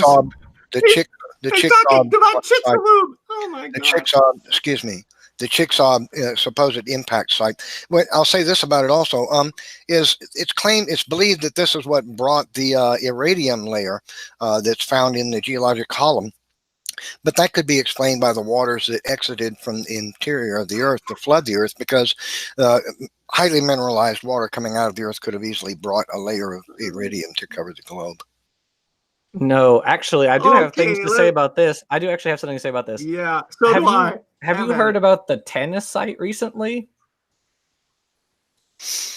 No, I haven't. So this is a layer that has been found recently, as in like January or February or something like that. It was earlier this year, which actually records. It is hours after the impact site in Chicxulub. It is the same layer. Yeah, it is the ejecta layer from the impact. There are tektites in the fossils. There are assumptions that go on. Hold on. Now, do you know what a tektite is? Do you know what a tektite is? I don't play evolutionist question games. I'll tell you what a tektite is. Because you're an ignorant boob. There are many assumptions. Hold on. No, I've been sitting here silently for like 20 minutes. There are many assumptions that go on. No, it was my question. Let me finish. And the fact that the ground buried within sedimentary strata verifies it was created by the flood. It's my turn. You think that's not even possible. First of all, I encourage you to take a course in geology. That's literally not even possible. But tektites are meteorite ejecta. We have found them in large quantities in the KT boundary, as we would expect given a freaking meteor, and they're in huge quantities at the tennis site because a meteor hit the planet. It was the Chicxulub meteor. It's not hard. This is not rocket science. There's evidence to the contrary. No, there is none. Let me put my 2 cents in. The fact that this layer and any layer like it that we find in the geologic column is sandwiched between sedimentary strata proves it was created by the flood. That's not even possible. How does that work? Let me put my 2 cents in. How does water lithify sediment? It cannot have been produced. It cannot have been produced by uniform. How does water lithify sediment, Neff? Please explain that to me. If you want to debate the geologic column and the flood of Noah, Neff, I'm asking you this one simple question. How does water lithify sediment? Please answer. Materials concrete into stone because of the mineral content. That's right. Does water lithify sediment? You are on record now as not having answered. Lithification is a product of sedimentation. How are you getting these sediments to compound atop each other in different layers, and lithification is occurring in each one? How is that occurring in your worldview? Because there are no creationists to explain that. That's explainable by the flood of Noah, and I'll be happy. No, it's not. There is not a single creationist who attempt to explain. You can say it's not true, but the geologic column cannot have been produced by uniform materialism. It's impossible. Do you know how I know that creationists don't attempt to explain this? I have read them. RJ and I are both reading them right now, writing a book about their idiocy, and none of them attempt to explain it. James, the geologic column. Let me get my Chicxulub points in. Okay. May I do so, Matt? RJ, if you want to throw Thank you. And then we'll move on to the next. First off, the fact is that, yes, it's quite correct. The creationist geologists have never worked out how the hell it turns into rock so fast. Nobody in that area has worked about that because it's physically impossible. That's not true. But specifically on Chicxulub, it's not just Chicxulub. You There's just lied. Huge number of. Please, Neppy, please hold off. You just lied. You get pissed with me and I get pissed with you, but neither way. The thing is that there's a long stretch of meteoric impact material. I cite some of it in tip 1.2 at my website. You can go and look through the technical literature on that stuff. It's not just Chicxulub, which happens to be the one that comes at the end of the KT. You've got the Manigukan crater and all that crater that's occurring earlier. Craters are very distinctive. I invite you, Nephi, to write your monograph on the notion that the Chicxulub geographical feature was produced by a bubble of lava. We invite you, we urge you to write that paper, and we will want to see the evidence that you present for it. It's not worth my time, and as I've explained, the geologic column cannot have been produced by uniformitarianism because it's comprised of sedimentary strata which have clear distinct boundaries, which have clear distinct boundaries between them, an absence of erosion and particle size distribution that's only producible by moving water. No, there is not a particle size distribution. That's a lie, actually. That's false. You just denied. No, if you have ever no. The particle size of layers varies dramatically between layers. Are you kidding me? Sure. Are you joking? Yeah. Jackson, particle size How on earth does that indicate a flood? Jackson, How? Particle size distribution is a prominent feature of the geologic column. No, it's not. Of course, particles have variation. They don't fit the flood model, though. So every geologist. Anyway, get back to the questions, Matt. Take command, Matt. You're the moderator. We got more. Jackson just said. You have never read anything on sedimentology in your life. You have no idea what you're talking about. Jackson, you just said every geologist. You have and every no idea what you are talking about. Hold on, Jackson. None whatsoever. You just said every geologist and every geology course. You are wrong. You have never taken a geology course. I hope you're having as much fun as I am, Matt. We have very different worldviews, but this is hilarious. Here's more of the pseudoscience, folks. Look it up for yourself. Particle size distribution is not a prominent feature of the geologic column, so says Jackson Lee. Wow. You just admitted that particle size varies by layer. You just said that. I didn't. Yes, so it varies. It varies wildly by layer. It varies, but it's a prominent feature in the geologic column. You said it's not. What does that mean? Not matching creation science. What does that mean? That's scientifically false. What does that mean, Nephi? Explain that sentence to me. What does that mean? More evolutionist pseudoscience. Jackson, you're not aware of this. I'm asking you to explain what you mean by that, Nephi, because clearly we think two different things. When you say, no. When you say, Nephi, and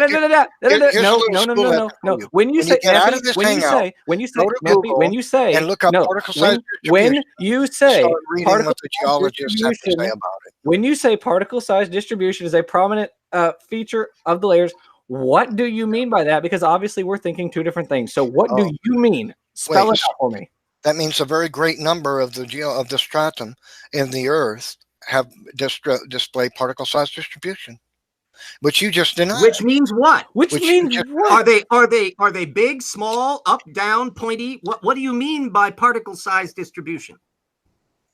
What do you mean by what is particle size distribution? Do I need to tell you? Yeah, what does that mean? If don't you're know looking what it under is? a microscope at a deposit, what are you we're in a looking at Q&A and say, section oh, here. there's a distribution? I thought we were in a Whatever. Q&A section here, not We Evan are. trying to We can move on. teach you what There- particle size distribution is. We can move on. Question. He has no answer. Yeah, Let's move on. move on. Sorry. You might have to answer it anyway. So the next one is I am Wilson. He just super chatted $5 for this one. He says, Neff, where did all the effing water go after the flood? Oh, that's easy. It's in the oceans. In the ocean. Yeah. There's a model that explains how it got there. If you look at the pull up, here's a cool thing you can do. Pull up Google Earth and look at the coastal, the edges of the continental plates all around the Earth. And what you'll see is vertical striations in the continental plates. These were caused by two things. One, the ocean floor is sinking after the waters that were in the Earth, that flooded the Earth, were evacuated from within the Earth. They left space. Gravity pulled the ocean floors down to fill that empty space. And so that's where the floodwaters went, into the now deeper oceans. Now, another profound evidence for this, that the ocean floors sank, and for the flood of Noah, is actually the massive amounts of frozen methane hydrates that line the coasts of the continental plates of the Earth. There is absolutely an enormous amount of energy stored there in these frozen methane hydrate deposits all around all the edges of all the continents of the world. It's so much so that that NOAA says, National Oceanic Administration says, there's enough energy there that if it could be mined efficiently, it would power the whole world for a century. So now that's explainable by plant matter being ripped off the continents, floating along the edges of the continents, just like if you put a small floating thing next to a big floating thing in the water in a bathtub, the small floating thing, because of the cohesive properties of water, tends to migrate towards the big thing and stick along the side of it and stay there. Well, that's what happened with these massive mats of plant matter at the end of the flood of Noah too. Instead of floating off all over the whole oceans, the majority of it should have floated along around the edges of all the continents. As it rots, it sinks, and it becomes then raw matter for aerobic bacteria to turn into methane. And then further sedimentation buries it, and now you have massive amounts of frozen methane hydrates lining the continental around the edges of the continents. So the simple explanation is that is the flood of Noah. The waters are in the oceans now. That's where they came out from in the earth, and now they're in the bottom of the oceans. One more point about that is there is nowhere near enough sediment on the ocean floors to account for uniformitarianism. There's only about 20 million years worth. If uniformitarianism were true, there should be hundreds of millions of years of sediment on the ocean floor. Where'd the sediment go? It's not there because uniformitarianism is not true. All right. Do you not know what plate tectonics is? Are you joking? Apparently not. Are you kidding? Concept created by a young Earth creationist over 150 years. What? Are you joking? Like, Plate are you for real tectonics right now? was first put Document forth that, by a young please. Earth creationist. What is the name People of are this person? adopting our ideas and stealing That from is our Alfred Wegener, What? who was not a young Earth creationist. What on earth? Yeah, are we want you to talking about? document that. And we want you to document that claim about all these hydrates and all that. Put your creationist papers up that discuss That's these easy. things. All that I have ever seen in any of the creationist literature on this stuff about floating forests and all these things are what amounts to a cartoon. They do not get anywhere near accounting for the detailed creative material. so But by all James- means, put your sources up on that so we can see it. Okay, so James, are you saying that these methane hydrates are not deposits are not there lining the continental edges? Oh gosh, I've been studying methane hydrates for quite a while. In fact, there's some circumstantial evidence that a few odd Bermuda Triangle events are actually due to big boom bubbles of methane coming up and altering the sea up on the top. No, there's a ton of those, but I'd like to see your creationist explanation. Just waving, Okay. it's the flood, it's the flood, it's the flood, ain't gonna cut it. Okay, so you're saying that the methane hydrate deposits aren't there around the edge? No, He that is did not not what I say said. that. Do not That is the misrepresent exact what I just opposite of what he said. There are That's what I'm methane saying. deposits, and I invite you, I urge you, I plead with you to put your sources up so everybody who watches the video can go down into the comment section, see your documentation, and inspect it. Do that, please. So you want me to put up the same information you believe then, right? That there's methane hydrates? No, I'm saying you put up your source material, unless you're pulling it out of your ass like a methane hydrate Right. deposit there, you had Right. better put up your sources You're on that. By all confusing. means, document it. You're confusing. You're saying there is or is not these methane hydrates lining the I He's continental? already said they put up your exist. sources that say they are from the flood. Oh, okay. How- All right. Okay. Oh, okay. So that's what I thought you meant. Neff, next one. Okay. Okay. You got another one, Neff. If scientists are motivated by religious arguments, then why are some of the scientists who are creationists still believe in evolution? What exactly motivated them? Well, there's two things going on there. One, there's a couple of things really. There, for some, it may be a spiritual reason why they're not willing to accept. If uniformitarianism is not true, if special creation is true, it makes the crucifixion of Jesus Christ for your sins extremely personal. Some people like to distance themselves from Christ in that way and still believe it be a Christian. That might explain a small percentage of them. A large percentage of that also, I believe, is that many scientists who have lucrative jobs know that they'll be canned from their jobs if they doubt evolution. Those things are changing. That's changing slowly in the scientific community. It's not quite as dogmatic as it used to be because of creationists suing universities and exposing this discriminatory process. But so for some of them, many of them, it's going to be the fear of losing their jobs, so that they'll argue that evolution is true. For those who actually believe that evolution is true, I would just say they're simply misguided. People can be misguided no matter what their religious beliefs are. Or atheist beliefs. Being misguided is not an argument against the evidence. So.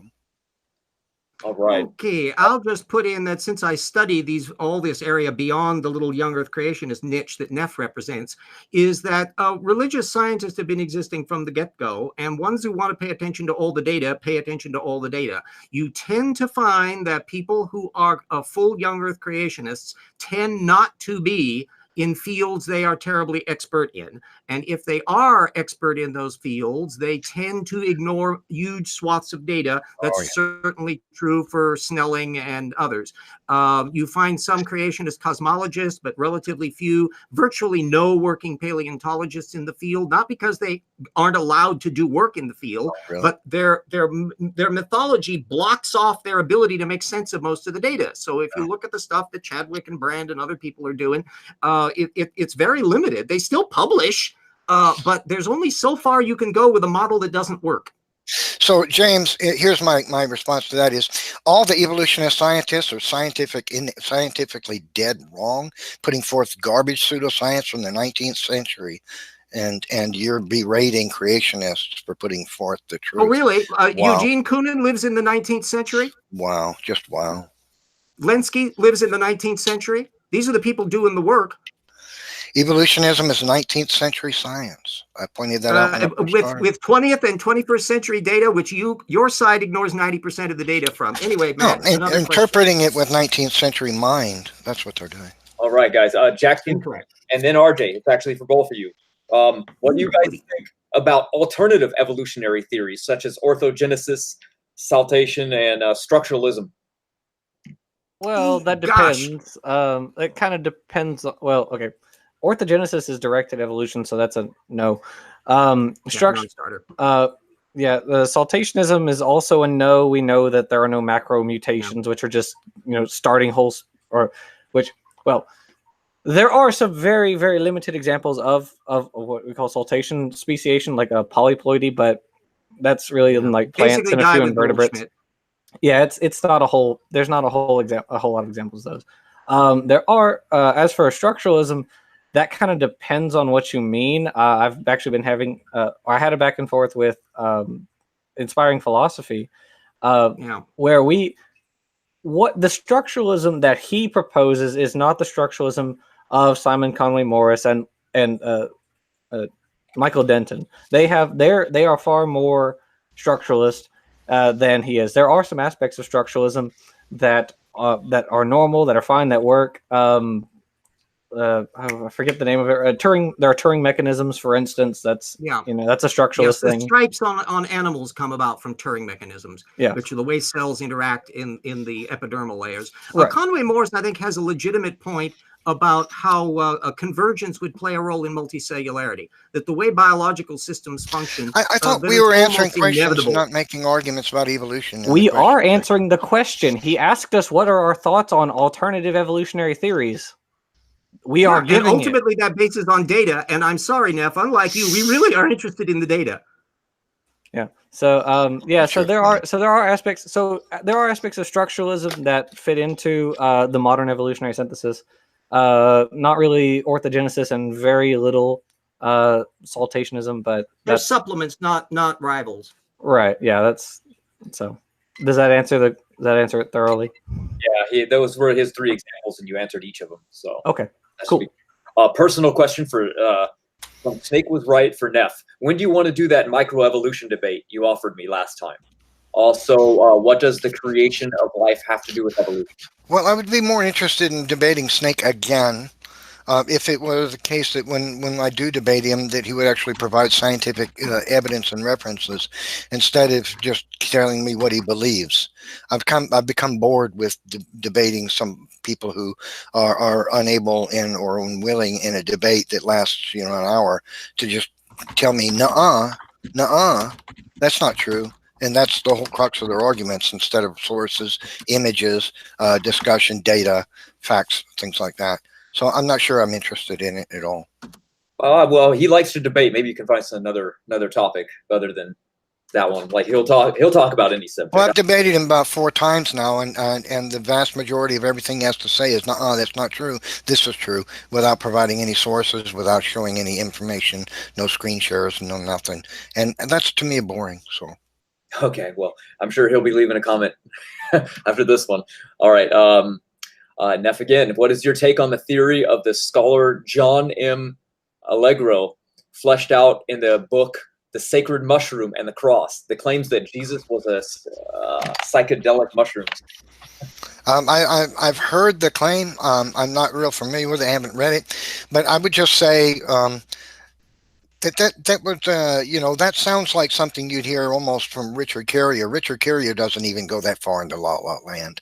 That's really bizarre. There are so many arguments that just make that whole claim look so utterly ridiculous. The argument for the historicity of the resurrection of Jesus Christ, the fact that the apostles were scaredy cat deniers at first, and their lives were transformed to become bold proclaimers, willing to go to their death for what they knew to be the truth, or what they perceived to be the truth, what they witnessed and saw, and said that they witnessed and saw. We saw this man Jesus. We laid our hands on him. We did this, etc. Then there's the evidence in the Old Testament which verifies at least 365 fulfilled prophecies of Jesus Christ. And there's Zechariah 10:11, in which God says, I think I got that passage right, 10 or 11, 10, 12, something, wherein God himself says, he is the speaker, I will become the one who is pierced, and they will look at me and mourn for me as one mourns for his only begotten son. And so God himself says that he will go to the cross for our sins in the Old Testament, fulfilled in the life of Jesus Christ. There's the names prophecy of the book of Genesis. In other words, there are so many arguments that the Bible is actually, in fact, the true inspired word of God, that possesses knowledge that it could not possess, repeatedly over and over, specific knowledge like scientific foreknowledge, fulfilled prophecy, that because of all this, it's just absurd for anybody to say Jesus was a mushroom popper, or that the apostles were, and that's where they got the idea to write about the events of Jesus' life. That's so utterly unacademic that I don't even think Richard Carrier would swallow such a bogus idea as that. It's preposterous. All right. For RJ and Jackson, sure. It says, has it ever been scientifically demonstrated that life can come from a non-life, from Utopia Buster? No, no one's ever that's tried. An Origins or Bust question. No, we haven't worked that out yet. That's correct. Although there's been an enormous amount of work on there. It's way more complicated a thing to solve than lightning forming in a thundercloud. We don't know how that works either. It is, if you're using that argument, as Neff and other presuppositionalists do, to try to dispose of all the evolution data afterwards. I'm an evidentialist, not a presuppositionalist. Sure. Right. I'm an evidentialist. We will say though, no one has ever, as far as we're aware, at least in the technical literature, no one's trying to create life. They're trying to create a set of steps, a set of mechanisms, which could theoretically allow for the formation of life. There's a paper that came out, I think it was just today, talking about high energy amino nitriles and things like that.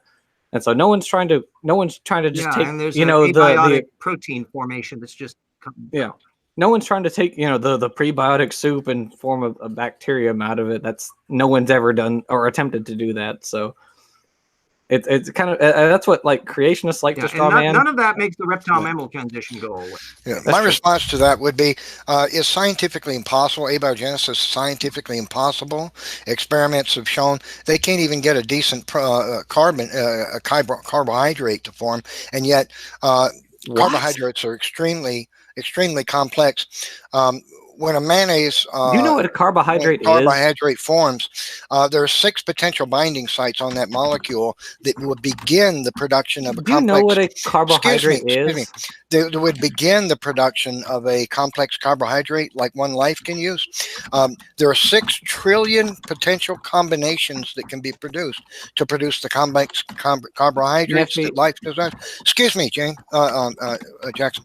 So there are 6 trillion potential combinations of these molecules that can be arranged to produce a complex carbohydrate like the one's life requires. There's only one that works. Nephi, I got a question for you. What are the 3 atoms in a carbohydrate? I don't take evolutionists. What are the 3 atoms in a carbohydrate? What are they? I don't take evolutionists. You don't know. You do not know. How do you make this argument when you don't know? Okay, so I don't remember the names of them. Therefore, it's carbon, hydrogen, and oxygen. And you win. Therefore, you win because I don't know what the names of those are. I can't remember. Really? So you win. You win. They're in the name. They're literally carbo. That's carbon and hydrate, which is H2O. How? So okay, whatever. You win because I can't. Whatever. I didn't name okay, them. next question. Yeah, you next question. All right, next question. Neff, why does design DNA exclude evolution? Given that the DNA can change, evolution is part of that design. Ask that question again. The evolution is a part of that design? I'm not sure I follow. Ask the question again, please. Sure. The question was at the beginning, and then you made a statement after. It says, why does designed DNA exclude evolution? Okay. DNA can change. Mm-hmm. Okay, so DNA can change, but change doesn't equal evolution. And mutation can't build the DNA molecule. We know that now from modern scientific experiments in the design of DNA. Chemical determinacy doesn't order the base pairs on the ribose backbone of the molecule. Any of the nucleotides is capable of binding along any site along the ribose backbone of the DNA. So So why does it exclude evolution is because DNA is information which organized linguistically and operates algorithmically. And these 3 things are products only of intelligence. There's no potential for them to be produced by anything other than the volitional act by an intelligence. They require forward thinking and an intentional act, a volitional act by an intelligence. So that's empirical verification that all life is a product of intelligence. Beyond that, the sheer complexity and specificity of the information in the DNA is so great that to believe that it was this in complex order that produces the most complex things known to exist in the world can happen by happenstance associations of molecules. Natural chemistry is not supported by the scientific data journals. Nobody has published anything that gives us reason to believe it's possible. Scientists, even secular scientists, have published countless times and stated so in their books that they can't find a mechanism for it, and that it just hasn't gone anywhere. The whole origin of life field is scientifically pretty much dead. So the complexity and specificity of organic life with its outrageously complex designs does not give anybody the inference that natural, undirected, unintelligent processes has made it. Everyone, when they look at anything that's supremely complex and has function, automatically infers design. But evolutionists are people who will look at these things and then claim there's no inference of design, which demonstrates that evolutionism is a denial of science. Okay, I have something to say about that. It's other origins are bust presuppositionalism. The moment you have a living organism, regardless of how it came about, even if I'm it not was a by a divine presuppositionalist. miracle, I'm an evidentialist. Please. Don't the moment you have misrepresent me. an organism that reproduces and has natural variation, it becomes a Darwinian replicator, and we can trace in an enormous. Oh no, you may think that that's false. That you don't like that. That's presupposition right there. Paleogenomics is an example of where they are retro-engineering the evolutionary sequences of actual molecules. It turns out they're not so specific as you seem to think they are, but since you don't get close enough to the data field to spot that, all you've got is your algorithms and your jargon. You don't do that. James, you just demonstrated your ideas. We get another question from Matt. You just demonstrated your ideas are presuppositional. All right. RJ, actually, the person's name was RJ as well. RJ Bryan, to RJ, and do you think you can have knowledge by means of philosophy? Oh, well, philosophy is not merely useful, it's essential if you're dealing with undecidable propositions. Anything relating to morality and ethics and the whys of things are absolutely philosophical. You don't get at that from science, so of course.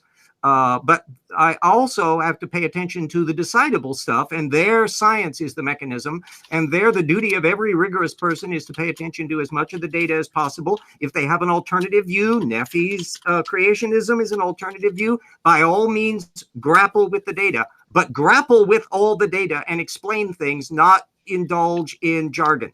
Data couldn't exist if atheism were true. All right, Neff, from emotionally stunted, we're down about less than 5 minutes now, so I'll hurry.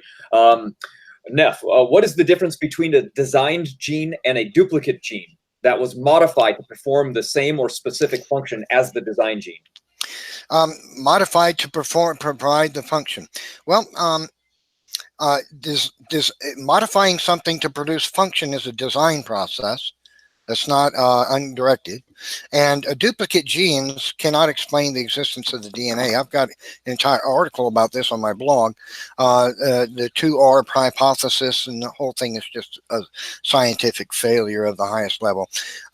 Duplicate genes can do, the evolutionist belief is that duplication, after DNA was designed by unintelligent processes, and you had it, then DNA duplications events of sequences of information then become modified by genetic mutations so that they produce information that codes for, just specifies the most complex things known to exist. And this happens over and over and over and over again.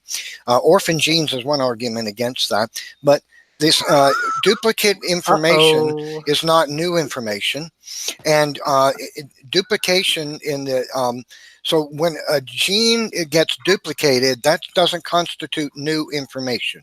Okay, so evolution requires new information, a continuous input of new information, but it's not observed that duplication and subsequent mutation design genes that produce high specificity or produce new functions.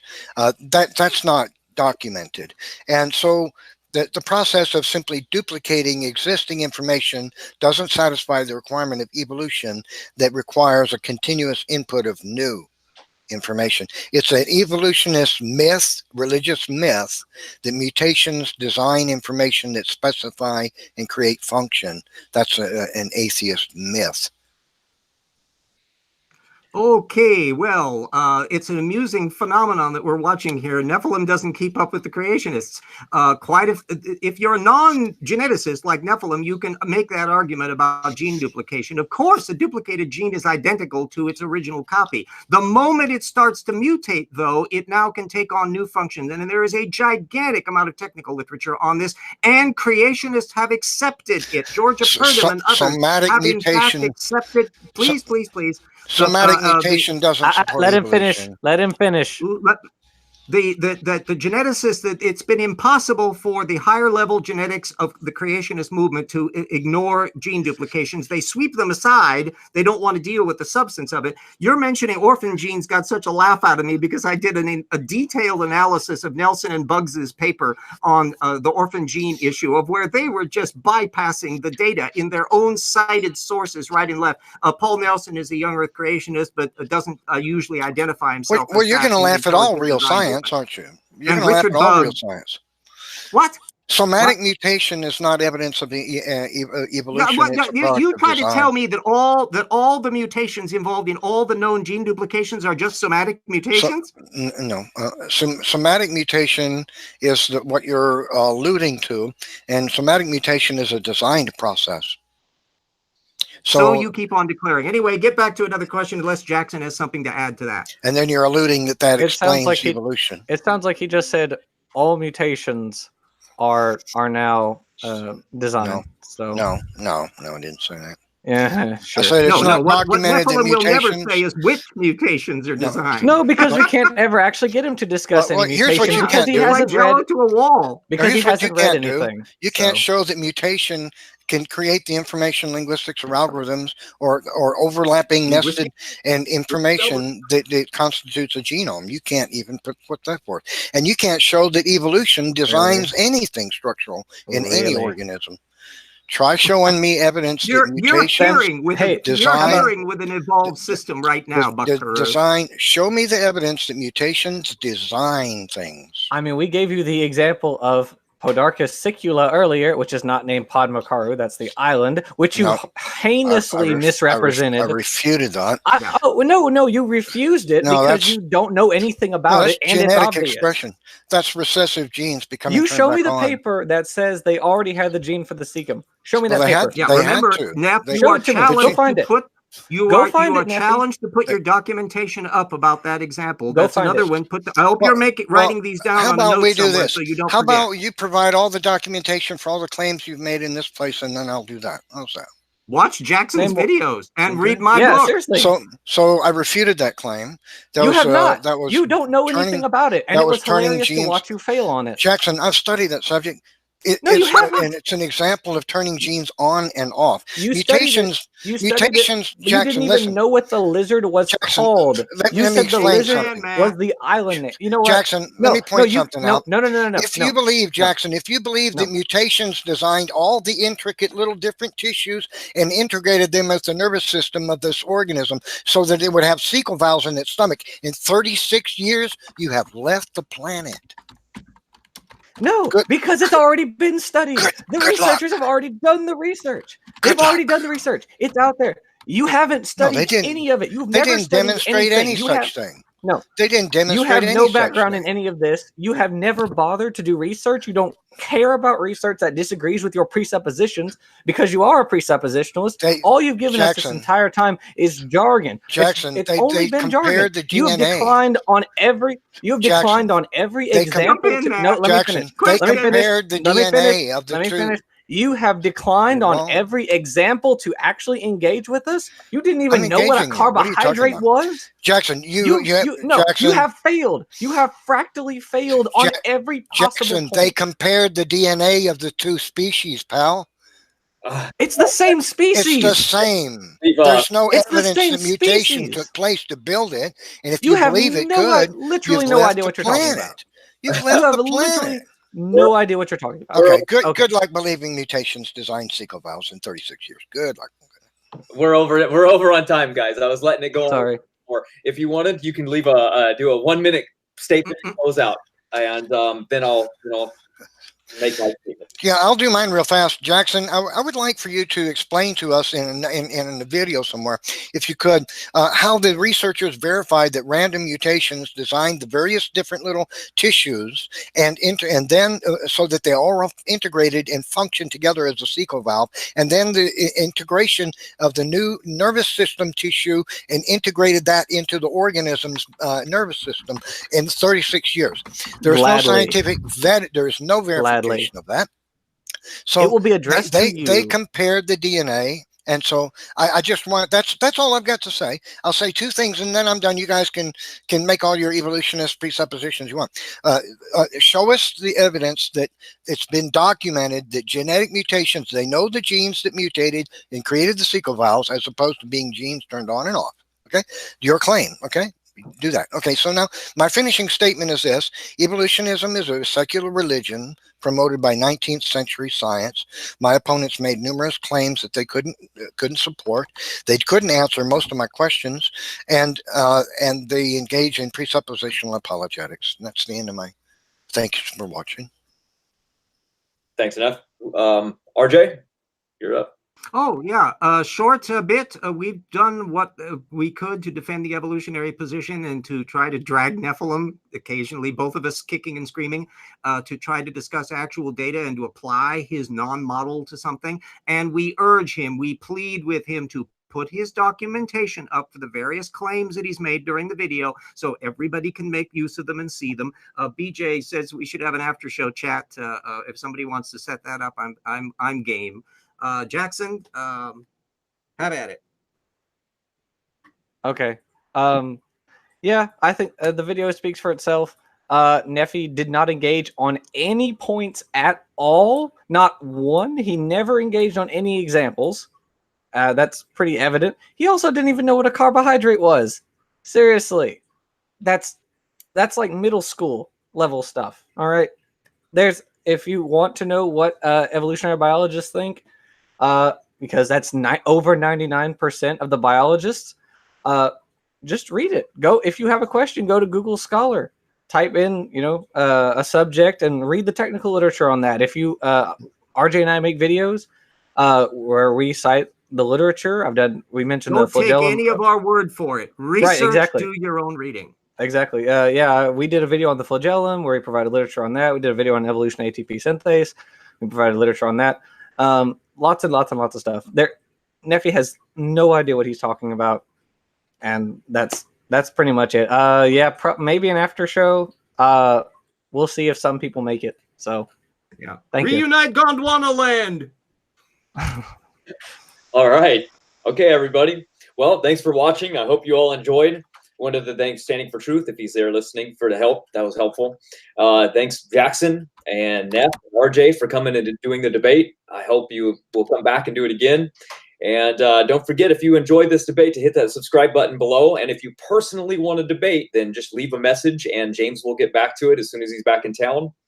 And have a great rest of your weekend. And have a good night.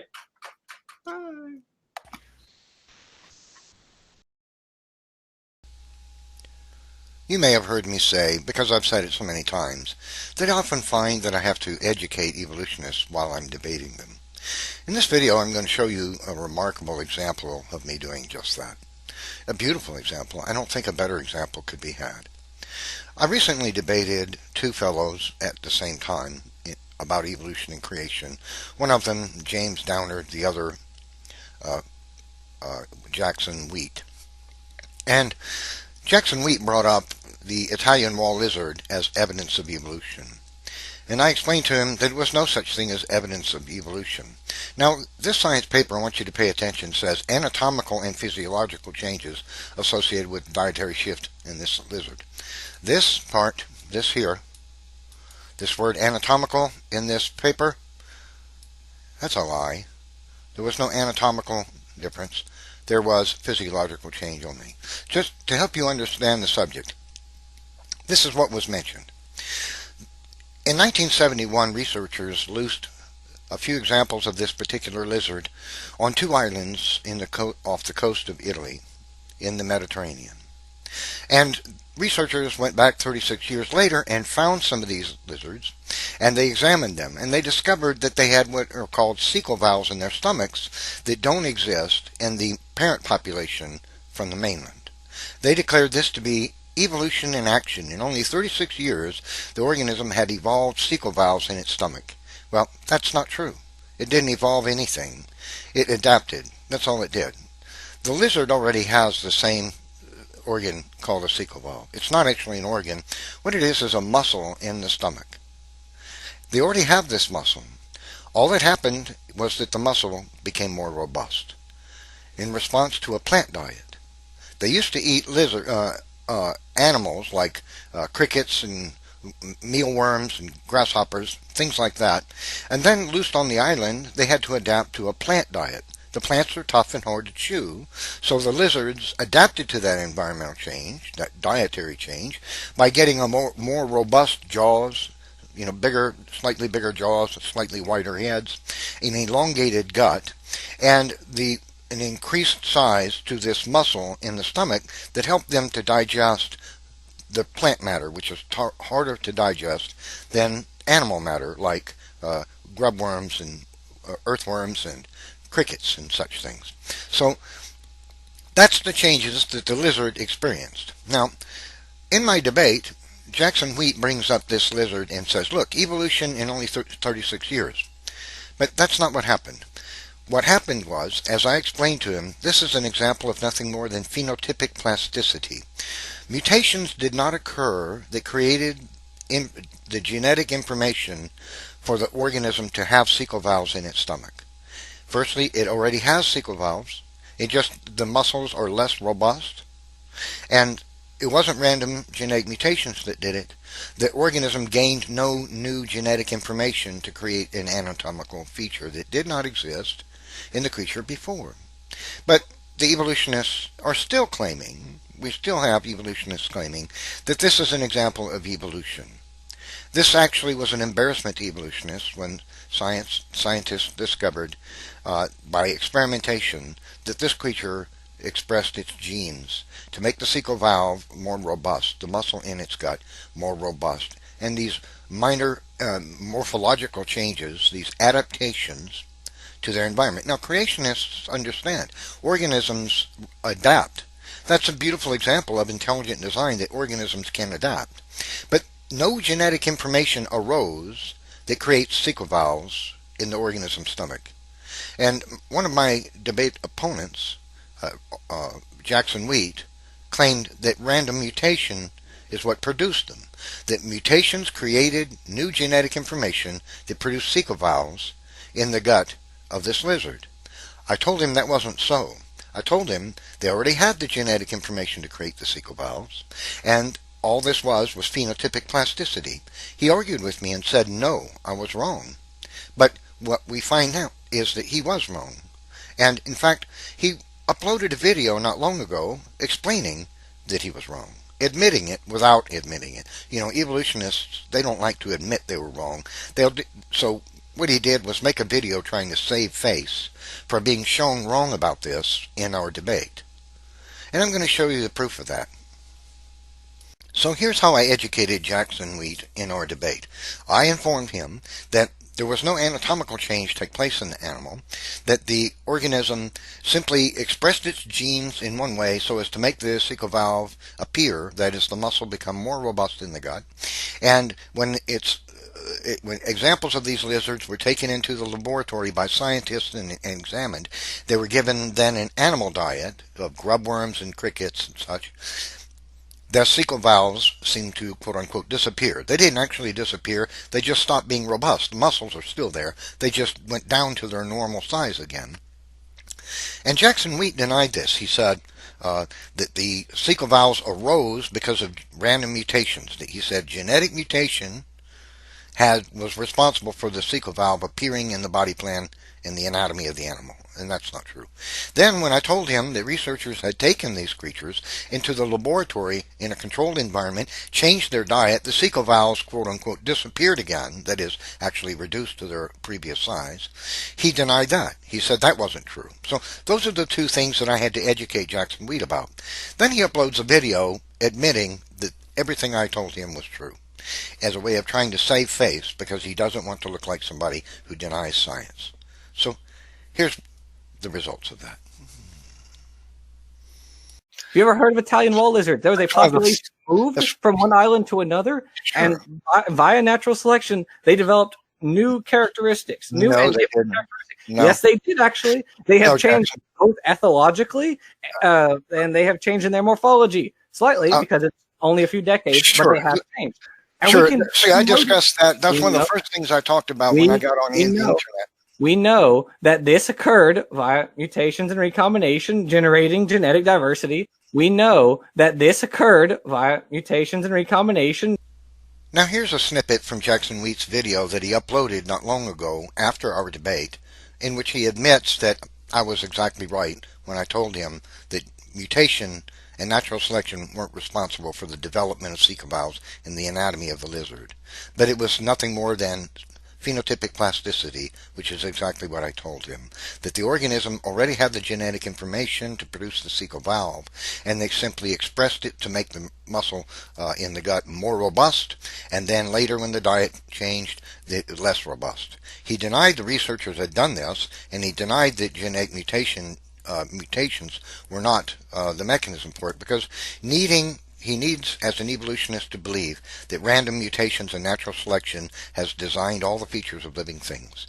Now here's a snippet from the video he uploaded later to try to save face, in which he points to the very scientific research paper that I told him about in our debate, that researchers had taken these lizards into a controlled environment, changed their diet back to an animal-based diet, and the cecal valve allegedly disappeared. It didn't actually disappear. It simply became less robust. It shrank in size because the organism changed the way it expressed its genes. That's called phenotypic plasticity. Authors of some of the original studies on the Podmacaro lizards predicted that the cecal valves were the result of genetic changes, but later studies showed that they were instead the result of phenotypic plasticity. Here he is in our debate denying that phenotypic plasticity was the cause for the cecal valve change in the organism. He had claimed that random mutation developed the cecal valve, then discovered that I was right because he points to the scientific paper that explains that very thing. But here he is denying it in our debate, that claiming that mutation is what generated the cecal valve instead of phenotypic plasticity. And when I explained to him that researchers had verified this, he said that wasn't true. Then later in his video he put up trying to save face, he points to the very scientific paper that I pointed to in our debate, in which I told him researchers verified this by taking the animal into a controlled environment, changing its diet, and the cecal valves reduced to its normal size. We know that this occurred via mutations and recombination. Authors of some of the original studies on the Podmacaro lizards predicted that the cecal valves were the result of genetic changes. We know that this occurred via mutations and recombination, but later studies showed that they were instead the result of phenotypic plasticity. We know that this occurred via mutations and recombination, phenotypic plasticity and not mutations, phenotypic plasticity and not mutations. We know that this occurred via mutations and recombination, but later studies showed that they were instead the result of phenotypic plasticity, phenotypic plasticity and not mutations. We know that this occurred via mutations and recombination, phenotypic plasticity and not mutations. We know that this occurred via mutations and recombination, phenotypic plasticity and not mutations. So here's the claim. Okay, so this is what actually happened. They released a lizard on an island in the Mediterranean. They came back 36 years later. Researchers collected some of these lizards, and they studied them and found cecal valves in their stomachs that were not there. They're not in the parent population that existed on the mainland of Italy. Okay, so they changed the diet of these lizards in a controlled environment to an arthropod diet. No, they did not. But later studies showed that they were instead the result of phenotypic plasticity. After 16 weeks, these cecal valves disappeared again. So what this demonstrated is that a change in the environment when the lizard was loosed on the island, a change in its diet, caused the organism to respond to that environment by stop expressing the genes that produce cecal valves in its stomach. Then when the organism was taken from the island and back to the mainland and its diet was reverted to its original, they gained the cecal, they lost the cecal valves again. So all this proves that the genetic information to produce the cecal valves already existed in the lizard. No, that is not what that means. Mutation didn't design it. It was that is not what that means. So all this proves that the genetic information to produce the cecal valves already existed in the lizard. No, that is not what that means. Mutation didn't design it. It was that is not what that means. So you just heard Jackson Wheat say, no, that is not what happened. That the researchers didn't verify that it was phenotypic plasticity and not random mutations building the information that creates cecal valves. In our debate, that's what he claimed. But then in his later video, after he investigated the paper that I told him about, he found that that's exactly what happened, that it was phenotypic plasticity and not mutation which developed the cecal valves. Authors of some of the original studies on the Podmacaro lizards predicted that the cecal valves were the result of genetic changes, but later studies showed that they were instead the result of phenotypic plasticity. We know that this occurred via mutations and recombination, phenotypic plasticity and not mutations. The fact that the aforementioned morphological changes were likely the result from phenotypic plasticity and not mutations does not invalidate their significance to our understanding of evolution. There you have it, an example of how you have to educate evolutionists when you debate them, as I've said many times. James Downard and Jackson Wheat denied that the changes to the cecal valve in the Italian wall lizard was produced by random mutations, and this was, of course, in line with what evolutionists believe, that mutations accruing add the information to create the various new structures that appear in the body plans of living things, and this is why we have a tree of life. This is a negative impact on evolution theory. He doesn't want to believe that either, but of course it does have a negative impact on evolution, because evolution is simply false. So here we have Jackson Wheat doing a double take, denying that, first claiming that random mutations had developed cecal valves in the stomach of these lizards, which was not so, and denying that researchers had verified this by taking the lizards into a controlled environment, changing their diet, and watching the cecal valves disappear again. He denied those things in our debate, then later makes a video where he describes the very scientific paper that I told him about in our debate, which he said did not happen, that the researchers did not take these animals into a controlled environment and verify that the cecal valve was produced by phenotypic plasticity and not mutations, accruing new genetic information which developed cecal valves. He denies that. Then he makes a video admitting this without admitting he was wrong. So here's how I educated Jackson Wheat in a debate and James Downard, because you have to educate them about science when you debate them. And so Jackson Wheat admitted that he was wrong about two claims in his debate, and then uploads by uploading a video which he talks about it as though this is going to save face. It doesn't. I had to educate him. His claims were wrong. It was not random mutations that developed the information that created cecal valves. It was phenotypic plasticity, exactly as I said. It was verified as phenotypic plasticity by researchers when they changed the diet of the lizards in a controlled environment, and the cecal valves disappeared again. He denied that happened as well. Then uploads a video trying to save face where he admits everything I told him in our debate was true. That's how it works with evolutionists. You have to educate them while you debate them. So all this And, proves is that the genetic information to produce the cecal valves already existed in the lizard. no, from that the is beginning. not what that means. Mutation didn't design it. It was That is not already what that there. means.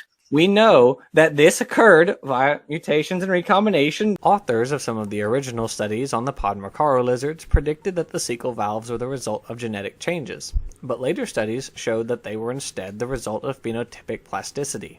We know that this occurred via mutations and recombination, phenotypic plasticity and not mutations, phenotypic plasticity and not mutations, phenotypic plasticity and not mutations, phenotypic plasticity and not mutations, phenotypic plasticity and not mutations, phenotypic plasticity and not mutations. We know that this occurred via mutations and recombination.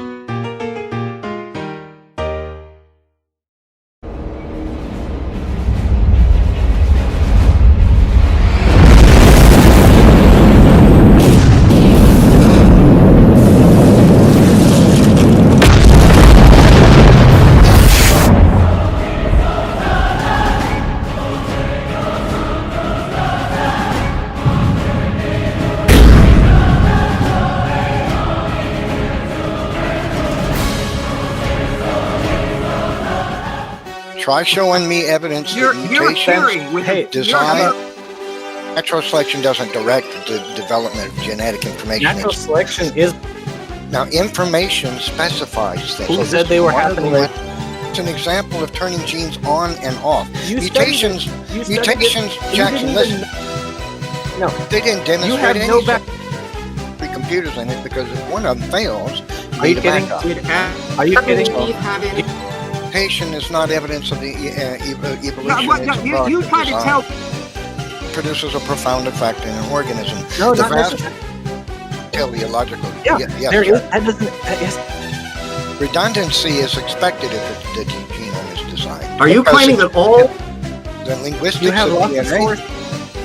that DNA is linguistic and operates algorithmically is flawed. Nephi, what I is said- happening? These are No, I don't. Okay, I then what- probably don't and- claim a turn on backup copies of mutated Here, genes. here, You know that, right? just the people in the. Thousands to many millions. Okay, So so yeah, now you're in the ballpark. expected if designed. Yeah. Did right. Adam and Eve have any of them? Response, genetic That's- redundancy that is is a- expect design. Yeah. if so. Okay, so If you like, that's Yeah, democracy. let's go over that. Do you? They do. Because you don't actually know we what can they test do what they do. Actually, we Well, can you- test. does not mean that they're not there for a reason. We can sequence. Be false because No. there's Can you give a Possibly. rough guess? see Good what point, information Brandon. was. Now let's What not does that talk mean? over each other constantly. Okay? Yeah, I'm asking Give me what just that a few seconds. I didn't say it did. I'm telling you that that's the What are you contrast. comparing it to? What are you comparing it? It's association of molecules Okay, because wait. that doesn't produce Hold on. information. Hold on. Chemical all- determinacy First of cannot all, have first of all, ordered. Natural processes can appear to be random, but they're not don't random. This one is from live science. Is Here's any one from of them. genetic information What does that specified. The DNA is, Yeah, is highly complex things. It's Jumping not back and something forth that can, between these things. selection doesn't specify the instructions in the DNA. No, It selects from what Of may course it already exist. Okay, Of it course doesn't it does. specify. Tell you what all the ALUs did in Adam's DNA. That's Anything on ALU? That's just ridiculous. I've already answered you. Have you said And the answer anything is on- intelligence because it's information that operates linguistically and No, there's not. organized linguistically Actually, and operates algorithmically. And you And my question, hold on, James, Yes, hold on, just answer the James, question. hold on, James, please, cool down a second. With undirected natural That's your chemical mantra. processes. Apply it. I've answered your ALU question. They're No, expected you to haven't. be. Everything about DNA is designed, Jack. Okay. No, are the ALUs? The mutation process is not part And of so the those original mutations design. are not in the original. Do we say the bicycle isn't designed because it can How rust? did you determine what ALU? By undirected Hey, chemical. Nephi, that is all jargon. Well, okay. the genes that produce the Hold on. proteins that are the Hold on. similarities in genes in one species that produce hemoglobin in one species, Yes or Do no you answer, have- ma'am. and in another Nephi. species. You're yelling at me, James. You're yelling at me. I'm responding Well, to his It's good to yell. structural designs of the organism during I've already fetal spoken. development, using language agreed upon by both parties. Okay? Who has That's- knowledge? that's- Who has that's- knowledge? that's information. Remember, I said it's 19th century science, a secular religion promoted with 19th century component that has a function. Okay. It's not non-functional. So, Specification you is a product of intelligence. that's A molecule is a medium encoded with the information, just like a book is a medium encoded. there's no information. DNA specifies, and then it produces things. We've It already been over specifies this. is something that's produced by intelligence. So if It's I can not point you something- to an it's example not- it's of not- specification is something that's produced by intelligence. Wait, Nephi, if not I can point you to an under- there is an intentional purpose. yeah, Nephi, I got that. No, because you can modify You an won't? existing design. So, And so if we can show this so let me, hold so on, let hold me on. ask- it's going to have a negative effect, or something that has a no. positive evidence that mutation specifies. I didn't say that. And the challenge to the evolutionist is show us a mechanism. Is it Show us possible? what algorithm. Here's from genetics.org. This one's from Nephi, we got you. mutations don't design anything. They've never been. So you it's are never you been. No, none of these are creationist sources. Okay, What is- do any of them every one of them is reject the secular. idea? The mutations design anything with function. That's not a. Let me change. Rutgers University, The Linguistics of DNA, Words, Sentences, Grammar, Phonetics, Semantics. The genetic group, Are they young grammar, Earth creation? information directs it.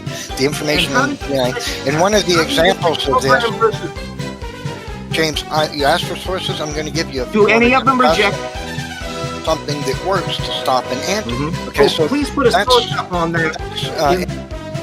the alphabet of DNA operates Does any one of those linguistically. indicate This design? one, No, it doesn't. no, Sorry. Jackson. No, no, no, You no, have no, to no. understand times that these are properties of DNA. Published by whom?